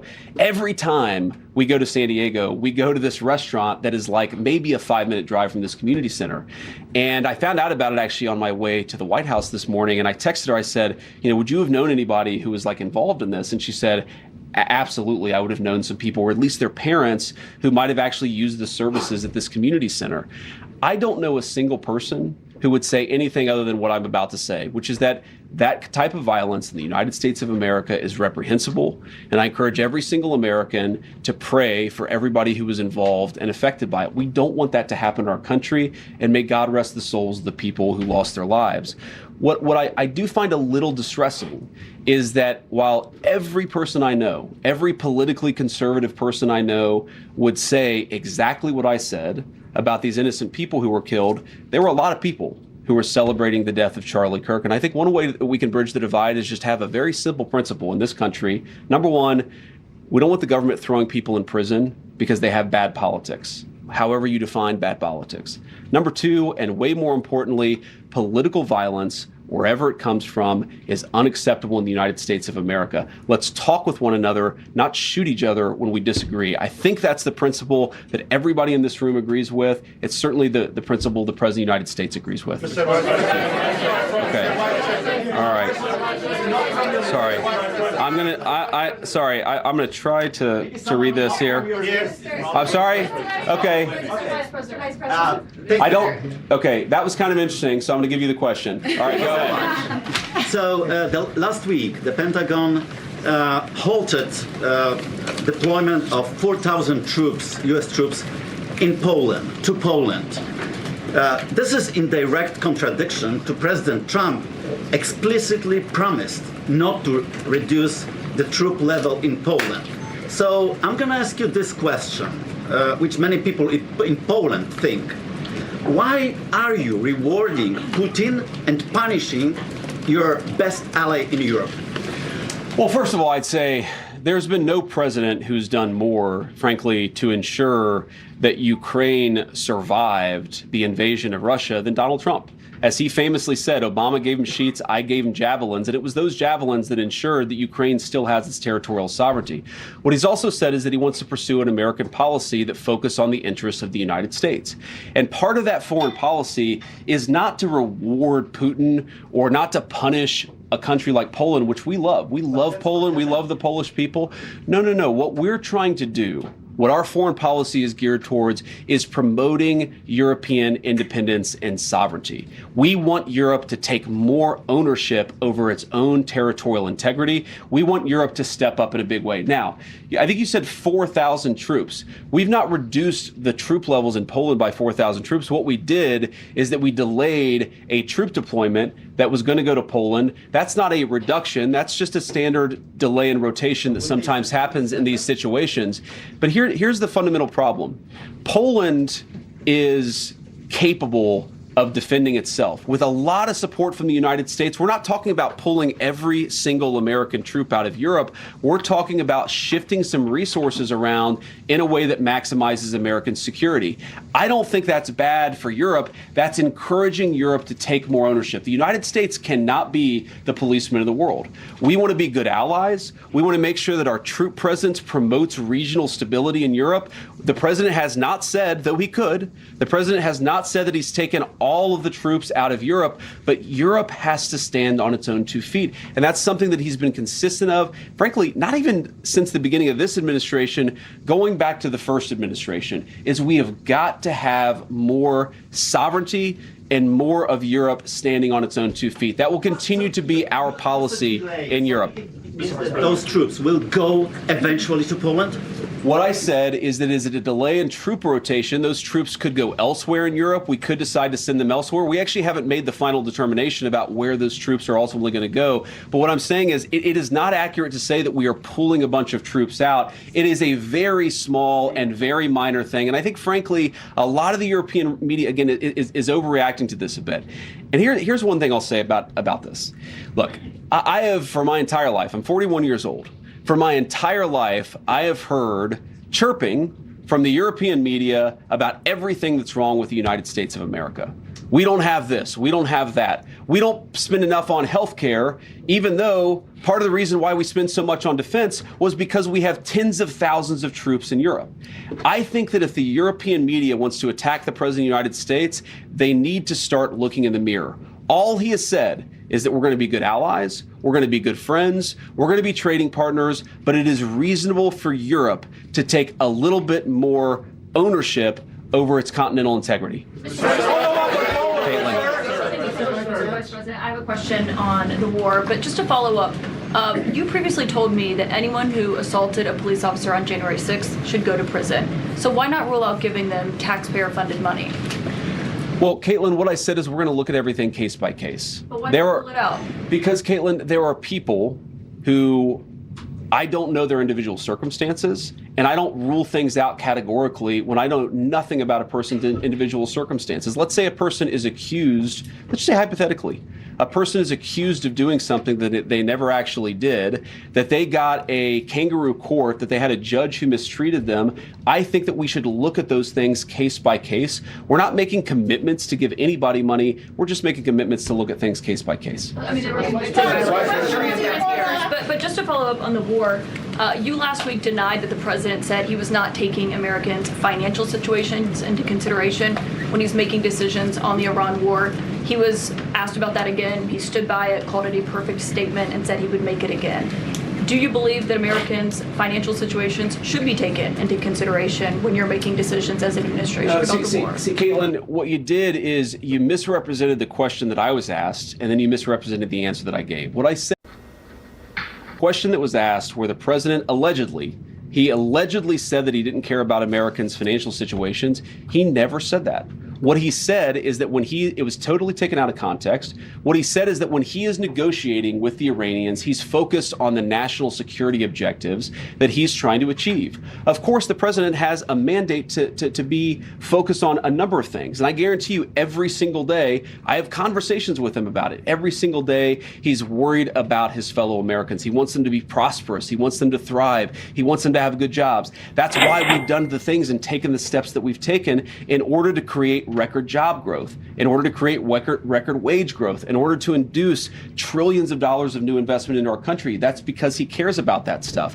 What he also said is that when he's talking to the Iranians, he's talking to the Iranians about questions, of course, of national security, like their nuclear program. You could hold two thoughts in your head at the same time, that the president cares about financial security for Americans, but also when he's negotiating with the Iranians, he's talking about the issues that are germane to the concerns of that particular conflict. Going back to the price tag for this DOJ fund, $1.8 billion. You have people that can't afford groceries.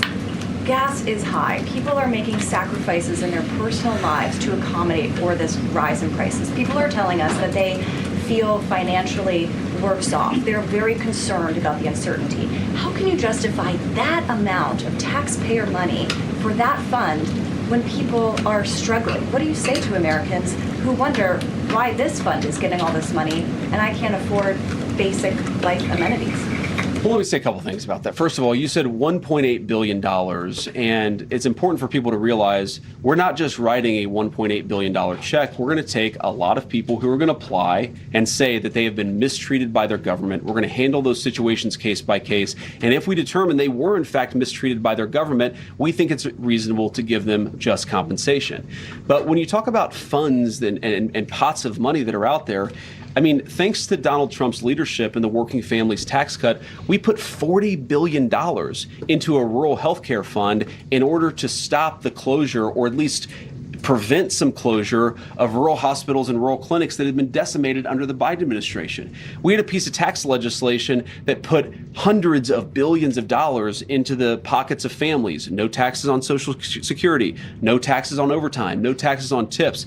So I reject the idea that we can't walk and chew gum at the same time. We can give just compensation to people who are mistreated by the government. We can also make sure that the American people, we do everything that we can to make their lives better, to make them more prosperous, to give them better jobs. That is the primary focus of Donald J. Trump's White House. That's the question all of us ask every single day is, how do we make our fellow citizens more prosperous? We can do that while also taking care of people who were mistreated by the last administration. Go ahead, sir. Yeah. Thank you, Mr. Vice President. Thank you very much, Mr. Vice President. Mr. Kurdi is here.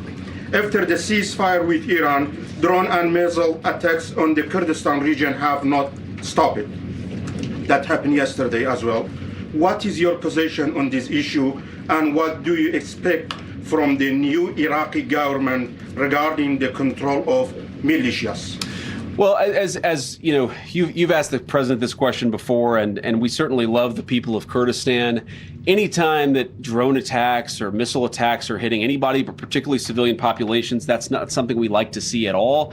And it's one of the things that sometimes happens. Unfortunately, these ceasefires, they're not always perfect. We've seen that in Gaza. We've seen that certainly in Iran and some of its neighbors. But we have seen a significant reduction in violence over the last few weeks of the ceasefire. And look, fundamentally, the president's been quite clear. This is going to go, again, in one of two directions. We're going to restart the war, which is not the preference of the president of the United States. We're going to restart the operation, or we're going to strike a deal, and I think that's an important thing. That's what we're focused on, and that's what we're going to keep on working for. Okay. It is very okay. In like the purple, kind of the purple dress there. Yeah, go ahead. Thank you, Mr. Vice President. Go ahead. Thank you so much, Mr. Vice President. Rowena Ortiz with Turning Point USA. There has been an uptick in religious violence across the country. What's your message to protect people across all faiths in America? I appreciate that question. Obviously, Turning Points would know a lot about this issue. As we talked about earlier, you guys have been the subject of a fair amount of violence yourself. I guess what I would say is the principle of religious violence is particularly disgusting, especially in the United States of America. And as a devout Christian, I would say it's one of the most anti-Christian things and anti-American things that you could do. And here's why. One, because a fundamental principle of all the great faiths is we are all children of God. And because of that, we are endowed by certain rights that are unique to our status as human beings. You violate those rights, most importantly, when you commit violence against another person. You can violate them in other ways as well, but the most profound way to violate the fundamental right of human dignity is to commit violence. But here's why the religious piece of it is particularly egregious. One of the fundamental American rights that I think came from our Christian heritage as a civilization is the idea that we respect people's religious freedom, in part because we respect them as human beings, but also because we respect their right to find their own pathway to God. You can't force anybody to a pathway to God. They have to, through their own free will, find God themselves. That's one of the reasons why that right of religious freedom is the very first right enshrined in our Constitution. So when you commit acts of violence, you're committing an act against this fundamental idea that people are created in the image of God and that they have the right through their own free will to find God however they might want. And as a Christian, of course, you might have your preference for how they find their pathway to God. They have to find that choice. And anybody who would commit violence against another human being in the name of religion is, I think, doing something that is a violation, of course, of the laws of man, but I think more importantly, it is a fundamental violation of the laws of God.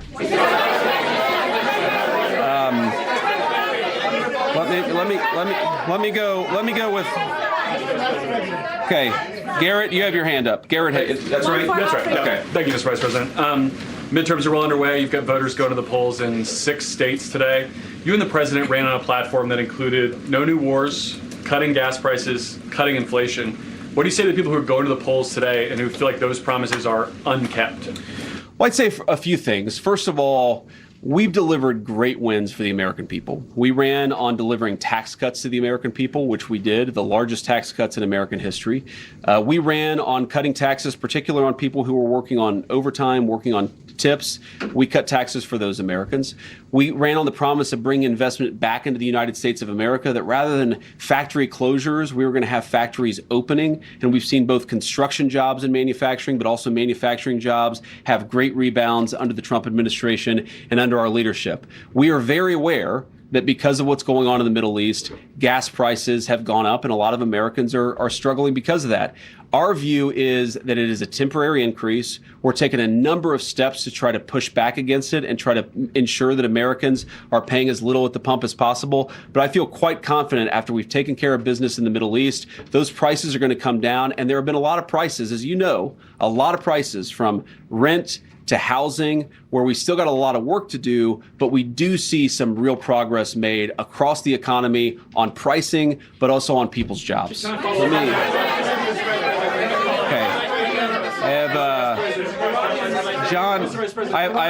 going to call on John. I'm just going to start calling John Rosh. John Rosh with the Daily Mail. Yes. Great to see you. Thank you. Great to see you too. Thank you. So Trump initially said that the war would last 6 weeks. It's been going on for 11 weeks and 3 days. What's your message to the American people as to why it's gone on so long and it hasn't ended yet? Well, first of all, the president said it's going to be a short-term operation, and I think that has proven out to be true. The active period of conflict lasted about 5.5 weeks, and now we've been in the ceasefire where we're trying to get a negotiated settlement that gets the American people the things that we need for our national security. So I've said before that we're going to go one of two options here. We're going to have a good settlement that actually gets the American people what they need, or we're going to go back to a kinetic operation. Obviously, the president prefers to get that settlement. I think the Iranians prefer to get that settlement. But regardless of what direction the president ultimately goes down, whatever he ultimately decides, I think it's important for the American people to know two things. Number one, it will be for their security and their prosperity. That's why we're doing this. And number two, this is not going to be the sort of thing that lasts forever. I think a lot of Americans, especially in my generation, who are worried about forever endless conflicts, we have to remember, I think you said 11 weeks, a big chunk of that has been a ceasefire. This is not a forever war. We're going to take care of business and come home. That's what the president's promised, and that's exactly what he's going to deliver. Go ahead. Yes.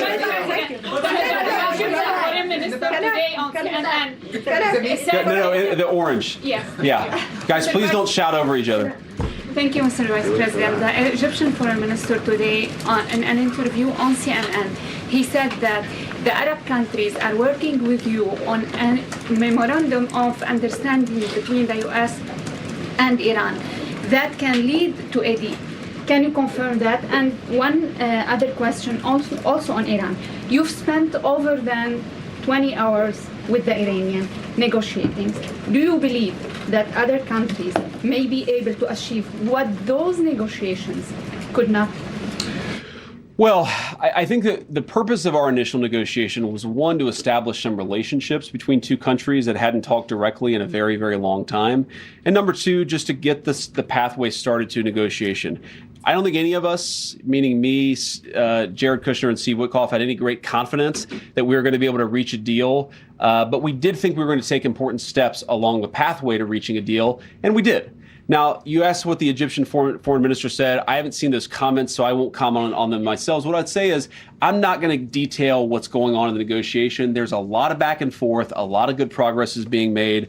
But we're just going to keep on working at it. And eventually, we'll either hit a deal or we won't. But we're going to keep on working at it. And I think it's important for us to actually privately have these conversations, because sometimes when you're doing a negotiation and you put everything out there in public, it actually complicates things more than it should. So we're going to keep these negotiations private until we've got something, of course, to tell the American people, and at that time we will. Okay. Is that a magenta tie? It's hard to tell. It's like a purple tie there, right? Thank you, Mr. Vice President. So this guy insists that he has the real purple tie. So I'll give you a question too. Go ahead. Thank you, Mr. Vice President. Two questions for you, one on Iran and one on China, given the president's trip last week to Beijing. On Iran, you met on April the 11th with Iranian negotiators, including the foreign minister. Is it your sense, Mr. Vice President, that they're just stringing the U.S. along? That's the sense from lawmakers from both parties. And then on China, you come from a state that manufactures a lot of automobiles. Is it your sense that within this term that you have with the president, that China-branded vehicles will be sold right here in America? Well, I think that what the president has shown a willingness to do, unlike any president in my lifetime, is to protect the American automotive industry. We are not going to let the American automotive industry disappear. There are a lot of ways in which we've reinvested, in which we've tariffed foreign competitors to ensure that American car workers, American auto workers, and the products they develop are going to be made right here in the United States of America and also available right here in the United States of America. I think it's important for just the American people. I want to make this point. Car manufacturing is one of those skills that when it disappears, it's hard to regain. And when you've got people who can build complex machines, and our great workers in Ohio, Michigan, and elsewhere, they do a very good job. They also, God forbid, in times of national emergency, can be called on to manufacture other complex machinery. So it's very, very important that we protect that native auto industry. The president has done more on this than anybody, but we're certainly going to keep on working at it. You asked about being strung along. Look, you never know until you know, right? What all we can do is negotiate in good faith, try to find a pathway that accomplishes the president's objectives, that accomplishes the national security interests of the American people, and gets this thing in a good place. I think somebody earlier asked this question. I am not certain, and I'm not going to be certain until we sign a deal that we have a deal, but I feel confident enough to keep on doing the work and to try to find a good deal for the American people, and that's what I'm going to do. So the guy with the real purple tie, I will give you the final question, and then I'm going to have to hit the road. Thank you, Mr. Vice President. Sorry, this guy and then the very tall guy here. We'll give him the question. Sorry, I can't get to everybody. Marco's right. This really is chaos. This is crazy. Yeah. You guys got to behave yourself. Thank you, Mr. Vice President. The president's financial disclosures were released recently, and they showed a lot of stock trades in companies that he has talked up at events, official events at the White House, on his True Social account, sometimes even putting the stock ticker symbols in his posts and encouraging people to buy their stock. Americans, according to recent polling, are increasingly describing the president as corrupt. And trading stocks... This is a hell of a question. Thank you, sir. Trading individual stocks is something that you said that public officials should not be able to do when you ran for Senate all those years ago. And yet the president, who arguably has access to more non-public information than your average senator, is not only buying and selling individual stocks either through his trust. Okay. What's the question? Yeah. The question, sir, is how can you and your administration argue to Americans that you're cleaning up corruption, you're preventing fraud, you're fighting the sorts of things that harm people and people's financial situations, when the president seems to be talking up stocks that he owns, selling them, and enriching himself? Okay. So shut up, bitch! Question here. That was a doozy. Before I answer your question, I want to just observe there are different ways to ask a question. Okay, you could just ask a question, try to get your answer, or you could do like a speech where you say, Mr. Vice President, you're a terrible human being, and so is the president, and so is the entire cabinet, and then I'm like, what's your question? And then your question is, how dare you? Have a little bit of objectivity in the way that you ask these questions, because there were a lot of things in that speech masquerading as a question that didn't actually get asked, okay? Number one, the president doesn't sit at the Oval Office on his computer on his Robinhood account buying and selling stocks. That's absurd. He has independent wealth advisors who manage his money. He is a wealthy person. He has had success in business. He's not making these stock trades himself. And your question imputes that. It doesn't say it exactly, but a reasonable person listening to that question would assume the president is sitting around and doing that. He's not. Second of all, you're right. I am a big fan of banning members of Congress from trading stocks. So is the President of the United States. All of us believe that nobody should be taking proprietary information gained from public service and buying and selling stocks. We want to ban that process. And I think the way to lead by example is banning that process, banning that approach, and making it illegal, which is exactly what the president has proposed doing. Yes. Thank you, sir. Jordan Conrad, with Gateway Pundit. I'll try to make this short. There was, you might have seen this, there was a massive United Kingdom rally in London just last weekend. They were protesting mass illegal immigration and the replacement of British culture. What message do you think this should send to globalist European leaders and to leaders here? And also, I wanted to ask about several House members are revamping this push to pass it's called the Dignity Act, but it's really just an amnesty bill giving work visas and allowing millions of illegals in the country. Is that something the White House wants to see stopped in the House? Well, number one, I don't like giving amnesty to anybody. Number two, since you asked about Great Britain and the United Kingdom rally, one of the great ironies of this job is that for the past couple of years, you see these protests break out all over the country, and sometimes they're fairly well attended, and sometimes they're very poorly attended. Everybody holds these signs saying "No Kings," right? And how many Democratic lawmakers have I seen holding up signs that say "No Kings"? They are very, very insistent that we not have kings.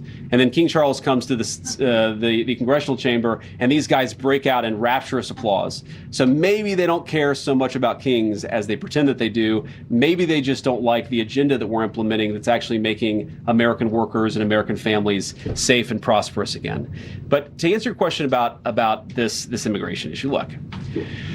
One of the problems that we have in all of Western societies is that we have a lot of people who've decided, Wall Street bankers, corporate lobbyists, and government officials, that what the United States and what the West need is more and more cheap labor. What we believe in this White House is what we need more and more of is high wages for American workers and investing in our own people. What you see all over the West, and it's kind of crazy, is this idea that the way to generate prosperity is to bring in millions and millions of unvetted people and drop them into your neighborhoods, and we simply reject that idea. So to everybody in the UK who rejects that idea, I'd encourage them to just keep on going. It's okay to want to defend your culture. It's okay to want to live in a safe neighborhood. It's okay to want your job to go to yourself and your neighbors and not to a stranger who you don't even know. It is reasonable for the people in Western societies to want to control who comes into their country and who doesn't.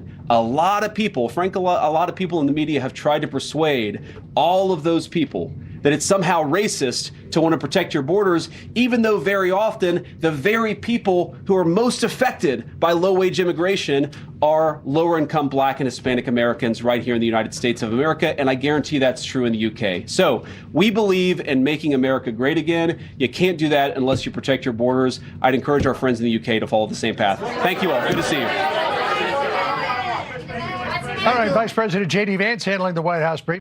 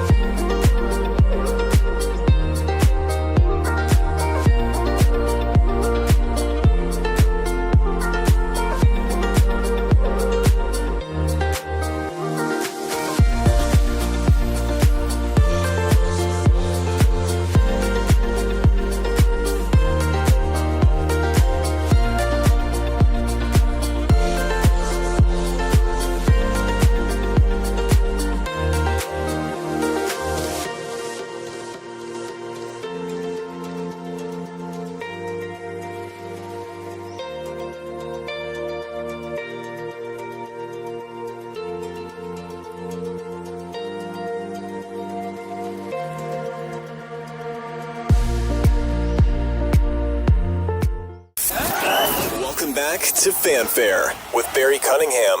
Wow, he did a great job. I didn't have time to put up a poll yet. I'll put it up now. I really do have a question for you guys. The question will be, who did better, Rubio or JD? Let's see, who did better, Rubio or JD? My personal belief is they both crushed it. I think Marco, when he came on, he had a lot more of the international issues, and JD Vance, I thought handled the domestic issues very well. But I'd love to see what you guys think in terms of who did better. Who did you think did better? I think they both rocked it, but I think Rubio has a little bit edge. He was able to speak Spanish to a couple of the questions. Hola, ¿cómo está? But So I'm going to give him a slight edge. You got to give JD some style points because he whooped up on a few. You know what's funny? And there was a guy I knew a long time ago, and he could like look at you and insult you, and you didn't know you were insulted until after he left the room. You're like, did he just undress me and leave? That's what he just did. Your question. Yeah. Trump would have said you're stupid. You're an idiot, and would have went after that guy. He's like, yeah, you don't even know how to ask a question. You spent all this time, and you're setting it up with the narrative instead of just. And he was basically just ripping this guy one, and he must have like shrunk way down like a little pine cone, if you know what I mean.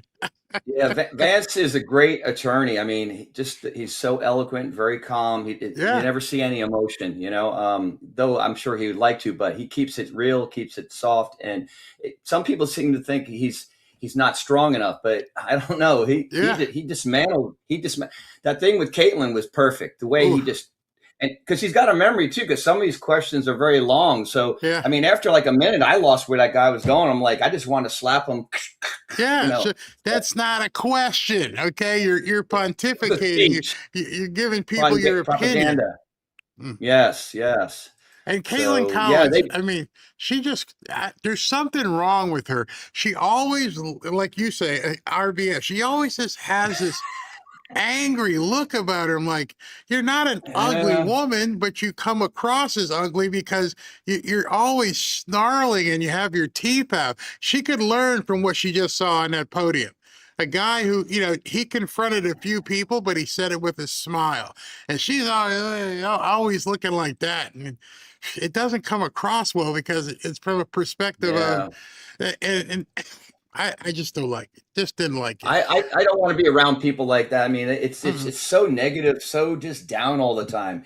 I mean, you look at last week down in Florida, all the fun, the planes flying, everybody's on the beach, everybody's having a good time.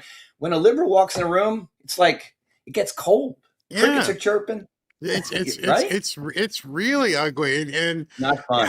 I couldn't count how many times about this $1.8 billion. And I wrote it down. The answer that made the most sense is he's like, we're not writing a check for $1.8 billion, you morons. It's a fund. We're not spending it. We may never spend it. It may never get approved based on what somebody or whoever it is applies. It's a fund. It's just sitting there, and we're not writing a check. Whereas the Democrats, the first thing that they always want to say is, we need to give people all this money. I'm like, slow your roll. We're going to have people apply. They're going to examine. We're actually going to know what they need. But they don't want to hear that. They just don't want to hear that at all. Crazy. Yeah, I saw that Hunter Biden can actually apply. I'm not kidding. I saw that. No, he said it too. He could apply. He needs more yayo. I'm laughing because I'd love to see the application. Go ahead and oh boy, the application would be funny. So just want to let you guys. That was a good one. All right, thanks, SV. Yeah. Let me move on here quickly. All right. Excuse me. The notice on television says that President Trump is meeting with the national security team on Iran, and I guess he's going to be going down into the Situation Room, so things might go boom, boom later on. We shall see.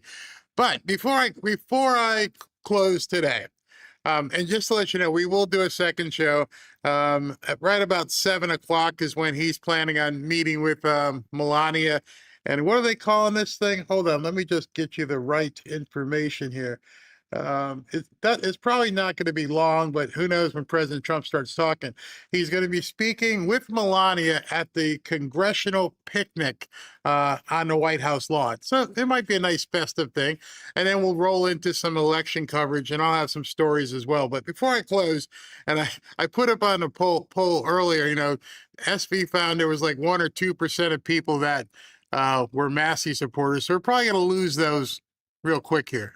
Just want to let you know, if you're a Massey supporter, you might want to leave now. As many people who have asked me, say something about Massey. Oh, I'm about to say something. Okay, here. Let me introduce you to some stuff about Massey right here. He went on Fox this morning, and I don't like talking and being around people who blame other people for my perspective. If I do something, it's on me. I'm a big boy. I want to take full culpability for something. This is what he said this morning. Endorsed a candidate to run against Republican And that's the wrong video. Hold on. Where is it? Wait a minute. No. Yeah, here it is. Okay. But do you think the people of your district can understand the distinction you're trying to make? After 7 terms serving that district, will they decide to keep you in Washington now, sir? I think they will. Like I said, we've got the endorsement of the pro-life groups, the pro-gun groups, the local elected officials, the congressmen in Kentucky who've come down and campaigned with me. And my people are smart enough to understand that this is Israel trying to buy an election. Miriam Adelson has spent so much money on my election, they're going to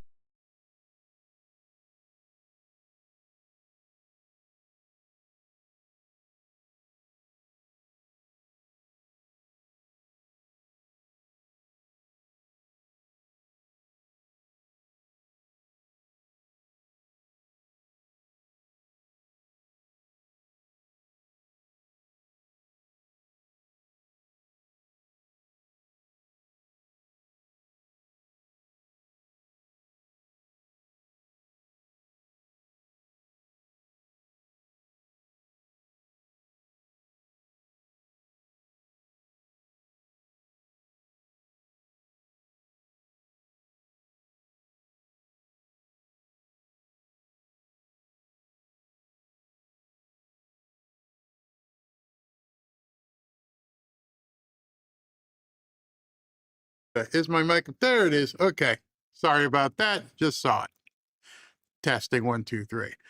What I was saying, and I was surprised. SOSP, he's trying to get a hold of me. What I was saying is this. Thomas Massey is that type of person who's blaming other people for his problems. I don't care who you slept with. I don't care what you did with your ex-wife. I don't care what you did with Lauren Boebert. I don't care if you got texts calling about the pine cone. I don't care about any of that. I don't care at all about that.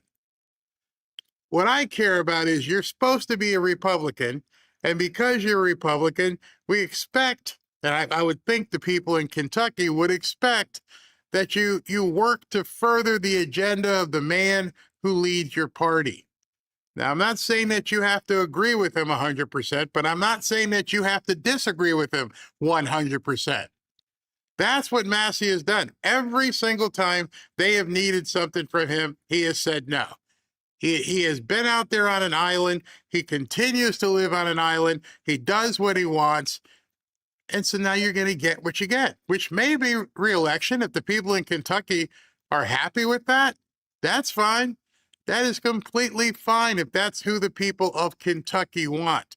But you can't expect the rest of us to sit back and go, we think Thomas Massey is a good guy. You know, I don't look at polls. None of that stuff matters to me. I want to see your voting record. Your voting record and how you handled yourself means you are against America first. I don't know if you're like me, if you're watching TV or anything and a political, campaign commercial comes on, you click the button or pause it or skip it. I don't care how much money Israel spent to go against you. I don't know anybody who's taken the money. I don't think you can confirm anybody has taken the money. You're just pointing fingers. It's Israel, it's Israel, it's Israel. You made your bed. You are the one who put yourself in this position, and it abhors me. I can't stand people who blame other people for their position. And so right now he's setting the stage of what will happen if he loses. It's Israel's fault. Now he may win. And I don't have a problem with that, because if the people in Kentucky in that district say we want that guy, you know, we're out here. I'm just hoping I can reach some people in Kentucky and go, let me tell you a little bit about this dude. To scale down that ballroom that she was paying for. And she was born in Israel. The Republican Jewish Coalition and the American Israel Public Affairs Committee have spent millions of dollars in this race on a guy that's never showed up for a single debate. They think they can buy Kentuckians. They think they can buy this seat because they tried to buy my vote and I wouldn't sell it. And they're finding out it's real expensive. And what they're going to find out is they can't afford to buy this seat in Kentucky. Okay. This is the most expensive race. Yeah. Okay, so he says he can't be bought, but obviously he can, because we know that he has certain people that have endorsed him, and we see some of the people online who have endorsed him. We see some of the projects he's gotten behind. I wouldn't be surprised even this much if he turns into a Democrat after this election. I don't trust the guy at all. But then again, like I said, it's not for me. I don't live in Kentucky. Unless you live in Kentucky, we're all on the outside looking in. We want this guy to be evaporated. We want him to have to go away. But we, if we're not in Kentucky, don't really have much to say about it. Now, what I want to play for people who may not know is why I personally have a problem with Thomas Massie. And I saw this event. I actually broadcast it here. And ever since this event, it really struck me, this is what the problem is. Yes, President Trump has posted many, many times about Massie, but understand what I'm going to show you happened, when was this? A while ago?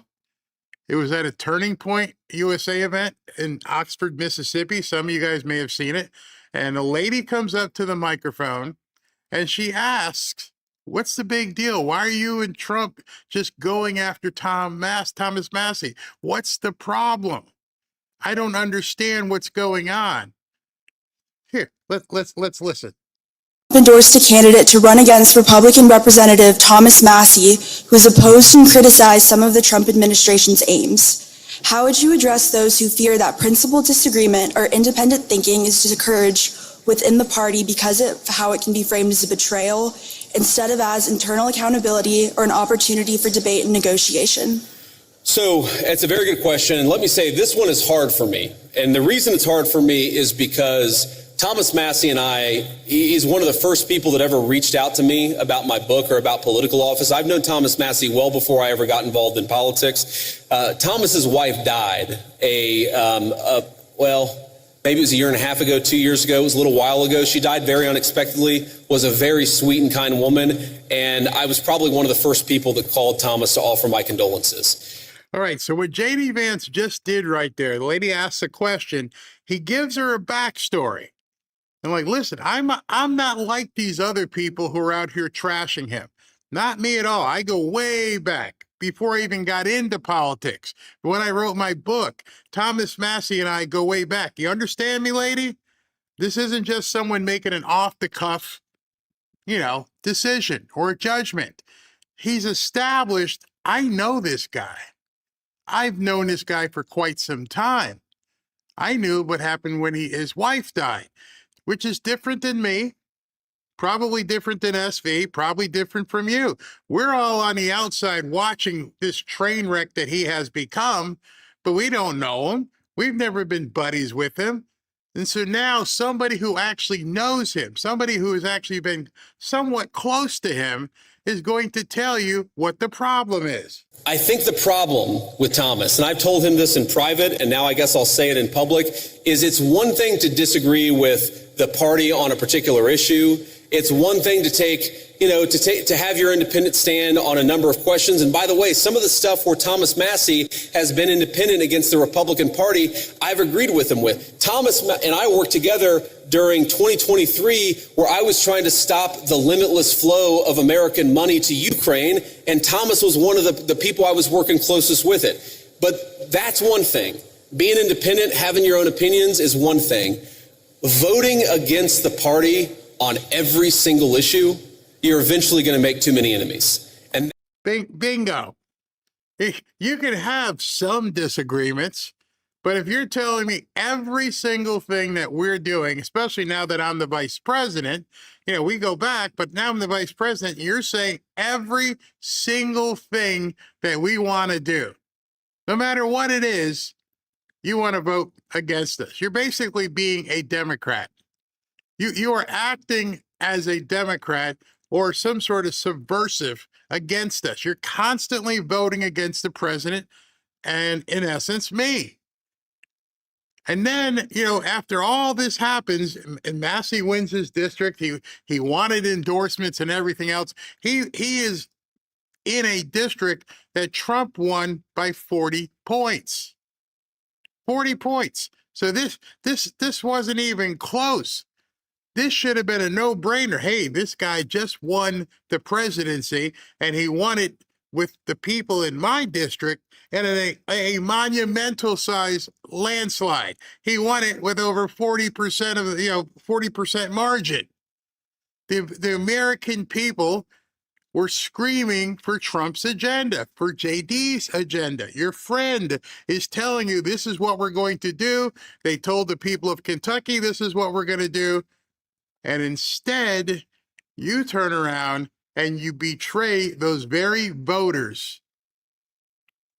I don't care about any personal stuff. I really don't care who he's booping and bopping with. That's his business. That's I was going to say that's he and his wife's business, but she's dead. So if you want to go out there and slut around, I don't care. It has nothing to do with me. It has nothing to do with anybody. It's stuff that's out there. It's scandalous. It's titillating, literally. But that's between him and the good Lord and whatever he's doing behind closed doors. Maybe I'd feel different if I was in Kentucky. Maybe I would feel much different if I was in his district. But in any event, forget all of the extracurricular stuff. Forget everything that's going on around him about the Pine Code and everybody else. It comes back to your performance as the congressperson from that district. We all knew people that we either worked with or played ball with or something, and they may not have been the best of people, but damn, you're good at your job. And I don't care what you're doing on your off time. I don't care when we're not practicing. But if you show up and you're doing a good job, people will look the other way often.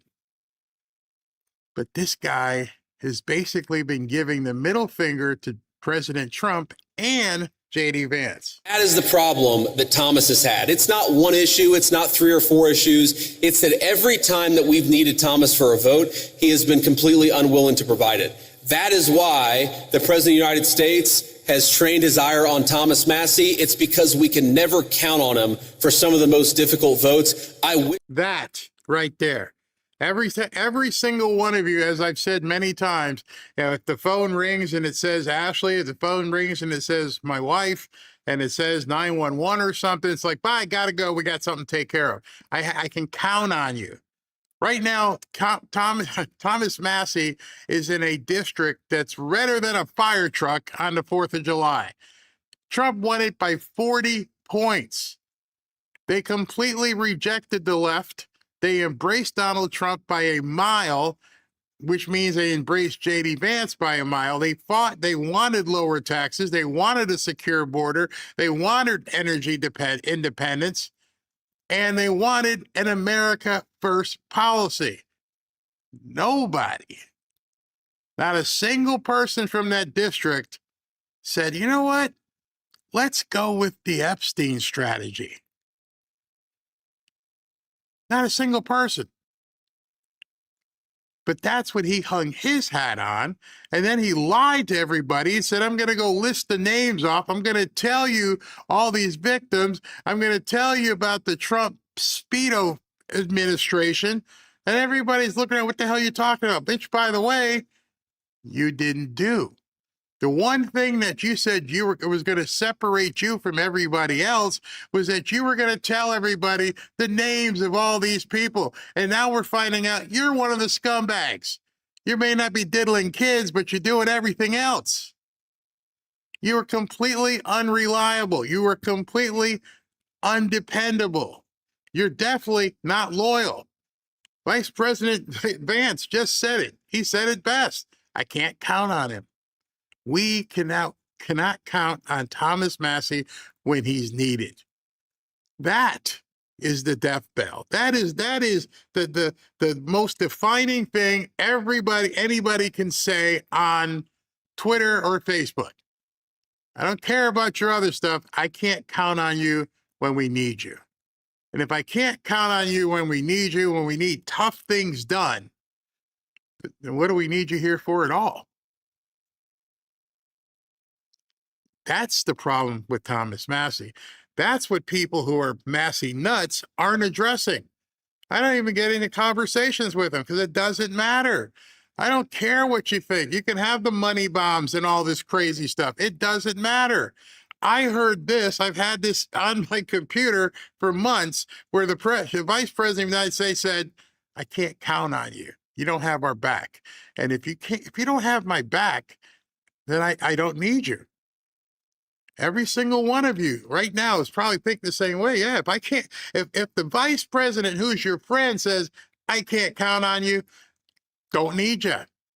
That weren't the case. I say that as somebody who's known Thomas well before I got into politics, but politics is politics. And when you always vote against the party, you can't expect the party to actually back you. That's.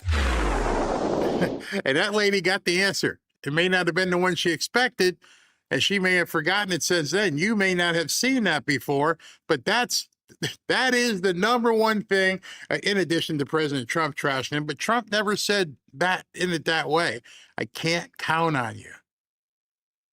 And so if you're a Republican, you don't even have to be MAGA, but if the people at the head of the party can't find you to be loyal, can't find you to be accountable, they can count on you, then I can't. But then again, I don't live in Kentucky. I'm just hoping people in Kentucky can see that piece, can push all the crap off the table, everybody talking about Israel and everybody talking about Epstein and everybody,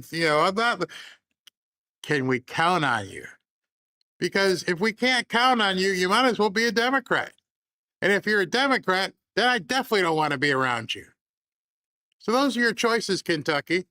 You can vote in somebody who President Trump feels he can count on, the other guy, Gawain, or you can put somebody in that you know for the next 4 or 6 years is completely wasting your vote. There is nothing he's going to be able to do. He is literally going to be sitting on an island, not going to have any friends. Democrats, they may try to get him to screw some things over, but they'll never be friends with him. And Republicans, you're persona non grata. Nobody cares. So why would you send somebody intentionally into Congress who you know has the effectiveness of me being in Congress? Well, me being here. I can't do anything. You're going to be paying him to go up there and slut around with everybody. Not that it matters, but he won't be able to help you with your vote. He's not going to help with the Save America Act. He's not going to help with securing the borders. He's not going to help with beating back socialism. I don't even know what he wants. I don't even know, other than Epstein, and I don't know what this guy stands for.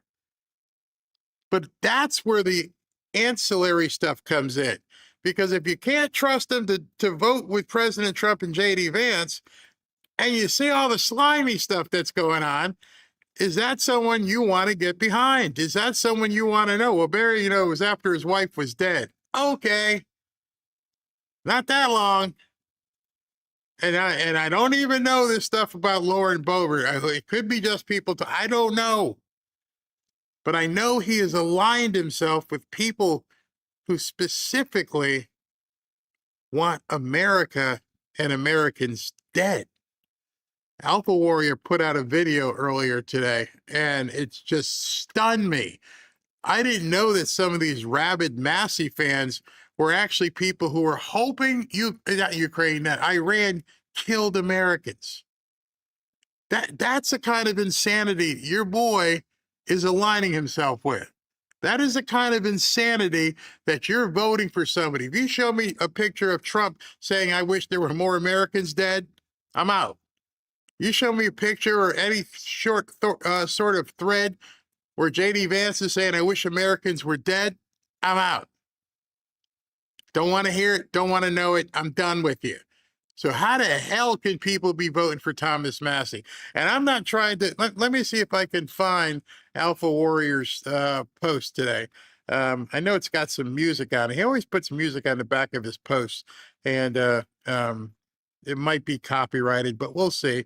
But I think you guys need to see this, need to hear it. Alpha Warrior is a good guy. I like talking to him, but he brought receipts, actual receipts. Let me go ahead and pull this down. I wasn't going to show this. I wasn't really going to talk too much about Massey, but people, I feel like Al Pacino in The Godfather. Every time I'm out, they pull me back in. I was like, I don't got nothing to do with this, but since you asked, now you get it. Okay, that's how it goes. All right, here we go. Let me bring this in. It's about 2.5, 3 minutes that I want you guys to hear from Alpha Warrior if you haven't heard it. Especially if you're in Kentucky. If you're in Kentucky, you heard what I just said. You heard what J.D. Vance just said. Here, let's listen in here. Ready? I was hold on. Oh, sorry, my bad. I hit the wrong button. While we're at war with Iran, Massey just didn't take a selfie with them. Massey brought Ryan Matta and other influencers like him that share that opinion into his home. Introduced him to his wife. Thomas Massey, Mr. America First, brought a man into his home, introduced him to his new wife, who has called for the death of American service members, has cheered for Iran, has told the military to act in defiance of their president and leave the military. Why is this important? Let's shift to some other notes right here. There are roughly just under 50,000 veterans that are living in Thomas Massey's Kentucky 4th Congressional District. Why is this important? In Thomas Massey's most recent Republican primary, he got about 52,500 total votes. Why does that matter? That means that the veteran population in Kentucky's 4th is nearly the size of the entire primary electorate. Vietnam veterans, Gulf War veterans, post 9/11 veterans, these aren't background numbers. This is a political force of veterans. Whatever your position may be, Thomas Massey brought a man into his home that has called for the death of our brothers and sisters and cheered for the jihadis that are out in Iran. But that's America First. You'll see a lot of simps down in the comments that are going to try to make excuses for that. There's no excuses for that. Massey has a choice. Publicly denounce this. Publicly denounce Ryan Matta. Y'all asked me. I was getting all kinds of people saying, you're going to say something about Massey? And I'm like, I don't think you want me to. But I don't want somebody on my team who's basically not a team player, or at least only wants to play when the score is high or when it suits them. This is not a libertarian think tank kind of stuff. This is a guy who's straight up full of crap, and he's a traitor. This is the United States Congress. We're in the majority right now, and because of all this redistricting, we may get into a bigger majority because of what Trump has done. We won. President Trump and J.D. Vance are in office because of the MAGA movement. And now some guy wants to play I'm on my own man, while the rest of us are still trying to figure out how we're going to get the results that President Trump wants to do. And you got guys like Thune and Massey who are standing as impediments. It's absurd. It's completely absurd.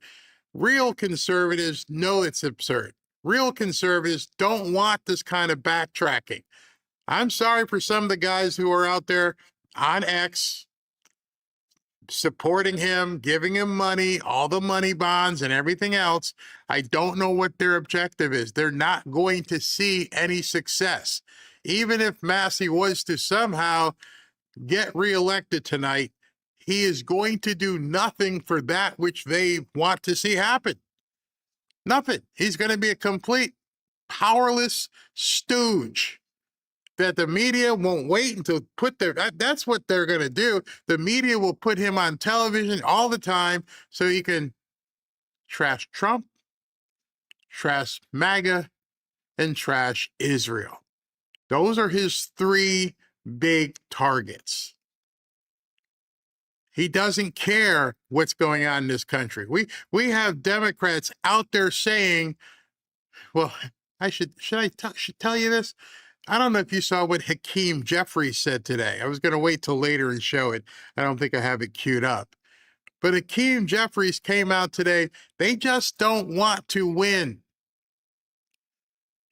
If you haven't seen, I should probably find it, but he actually came out and said his objective now isn't to win, it is to break you, to break the spirit of MAGA. Those were his exact words. Break the spirit. And I'm thinking to myself, and I told Ashley this earlier, that tells me that we are basically staring into the face of a demonic presence. I'll cover it tonight. But let me just tell you, you can't break a spirit. The American spirit, which has been here for quite some time, is an ideology that we all have, that we have in here as well. It's not just here, it's in our heart. We stand for America. And they're saying now they want to break our spirit like we're some sort of horse that they need to ride the rough out of. So, no, I don't have any respect for Thomas Massey. I have less respect for Hakeem Jeffries, but they're getting close to being in the same arena. And I'm only telling you this because people ask me. And at this point, again, I'll say it one more time. I don't care who he's stooping. I don't care what he did with his wife's land or his wife's parents' land. I don't care about any of that. I don't care about the text. I don't care about the salacious stuff that he has been saying. I care that we can't count on him. That's it. That's where the vote lies. Can I count on this guy to do what's right? No. That's it. I don't need to even hear the rest. The fact that J.D. Vance said, that's our problem. Our problem with him is we can't count on him. So y'all asked. That's how I feel. And I feel that about anybody I can't count on. If I can't count on you, why do I need to be around you? Why do I want to be involved with you? And I'm pretty sure that's how you feel in your circle of friends and people in your family. I mean, there's probably people in your family you can't count on, but the ones that you can count on are very close to you. No matter what, you can tell them anything. Like, I'm here, man. I am ride or die with you. And I think right now with what the Democrats are doing and what Hakeem Jeffries said about breaking our spirit, you better be ride or die. There's no room. I don't expect people to be complete sycophants, but if you know the other side and their agenda is to, quote, break your spirit, what are you waiting for? Like I said, I was going to show it tonight. I'll close with it. I'll go because I've got some Christian stuff to talk about tonight. Let me see if I can pull this up real quick. SV, go ahead. Say some things while I'm looking for this. Okay, well, I'm going to give you an update. Israel has entered its highest level of alert since the start of the ongoing ceasefire with Iran, as U.S. and Israel forces have now completed preparations for renewed military action against Iran, with combat operations set to potentially resume soon. That just came off the press. Apparently, U.S. officials have told Israel's Khan News that. So So that mean that they're ready. The war is getting ready to start again. That's basically what they're saying at this point is to, get ready, everybody. Here we go. And this is going to be literally the final countdown. If it starts again, it is not going to end until everything is over. You realize Yeah, it that, has right? to be. Enough is enough. Yeah. And I had a factoid that just came in from Virginia. I don't know if you knew this. Secretary Mullen attended some meeting up. It was an ICE operation meeting up in Manassas last week. Mm-hmm. He said that roughly 50% of I didn't know this unalivings in liberal Fairfax County were committed by illegal aliens because it's a sanctuary city. He says actually the 50%. You said 50%. Yep. And then in April, apparently DHS data puts the figure higher, with 3 in 4 unaliving suspects charged in the county this year were illegal aliens. I mean, there's nothing good from sanctuary cities. It's just crime and unalivings and yeah. I'm coming to a town near you, folks. Oh yeah, I'm gonna and seriously coming to a town near you. You guys all heard Hakeem Jeffrey say that maximum warfare crap all the time. SV, thank you. I'm gonna jump to this. Yeah, and then, you got to bounce. I'll see. Thank you. I always end up cutting him off early, but listen to this, and it should chill you to your bones. Okay, listen. I guess part of how we as House Democrats view this moment, either MAGA extremists are going to break the country or we're going to break them. And our goal is to break them. We will defeat them. We have to beat them electorally, and then we have to break their spirit because of the extremism that's being unleashed on the American people. That's completely and totally unacceptable. I didn't make it up. When someone tells me they want to break my spirit, I mean, MMA fighters, boxers, I'm not trying to break your spirit. I'm trying to win. We're gonna break MAGA down. We are going to break you down to the point we're gonna break your spirit. That tells me right there, sycophant stuff, be gone. We need a full, cooperative, loyal, ride or die people behind us, because our enemy is telling us in no uncertain terms over and over, this is what we're going to do to you.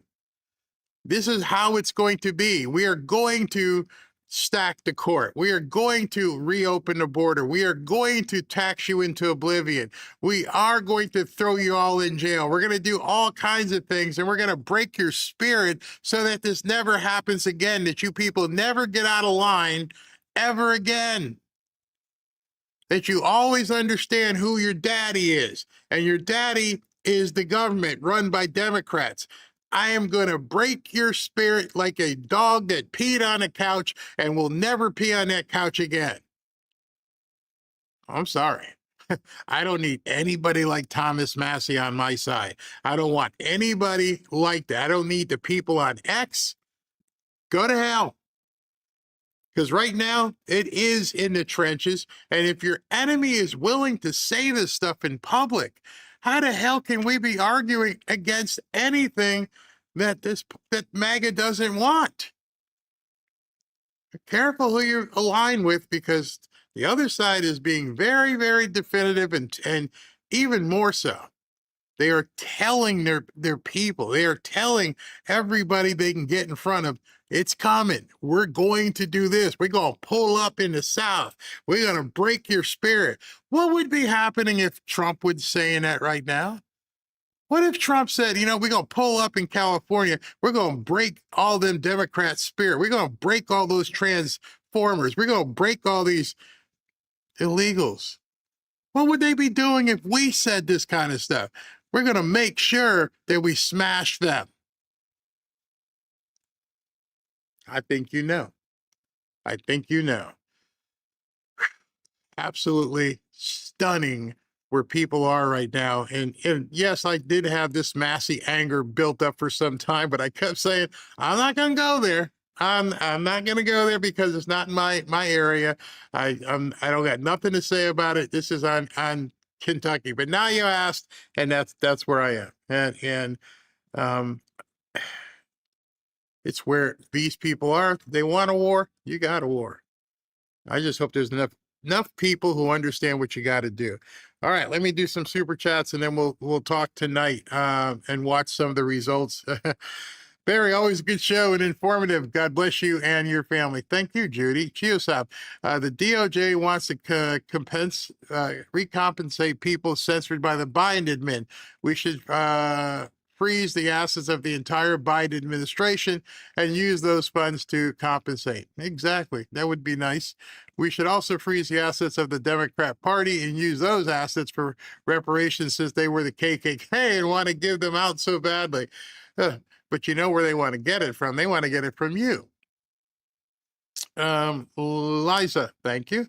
Chiosop again, compensation from the media for lying and misrepresentation. I agree with that. Caitlin never smiles, always looks constipated. Send a complimentary bottle of kimchi to her so she could poop. Macon Blankenship, I wish while answering idiots like that, one of them would say, "You're one of those lizard people, huh?" That would be funny. All right, so it is 3:15. We'll see you, I guess, right about 7:15 is when all the festivities kick off, and it'll lead us into the picnic, and then we'll watch some results as well. All right, so I will see you guys in the 7 o'clock hour. Thank you guys for tuning in. The difference, one administration, the difference, one political.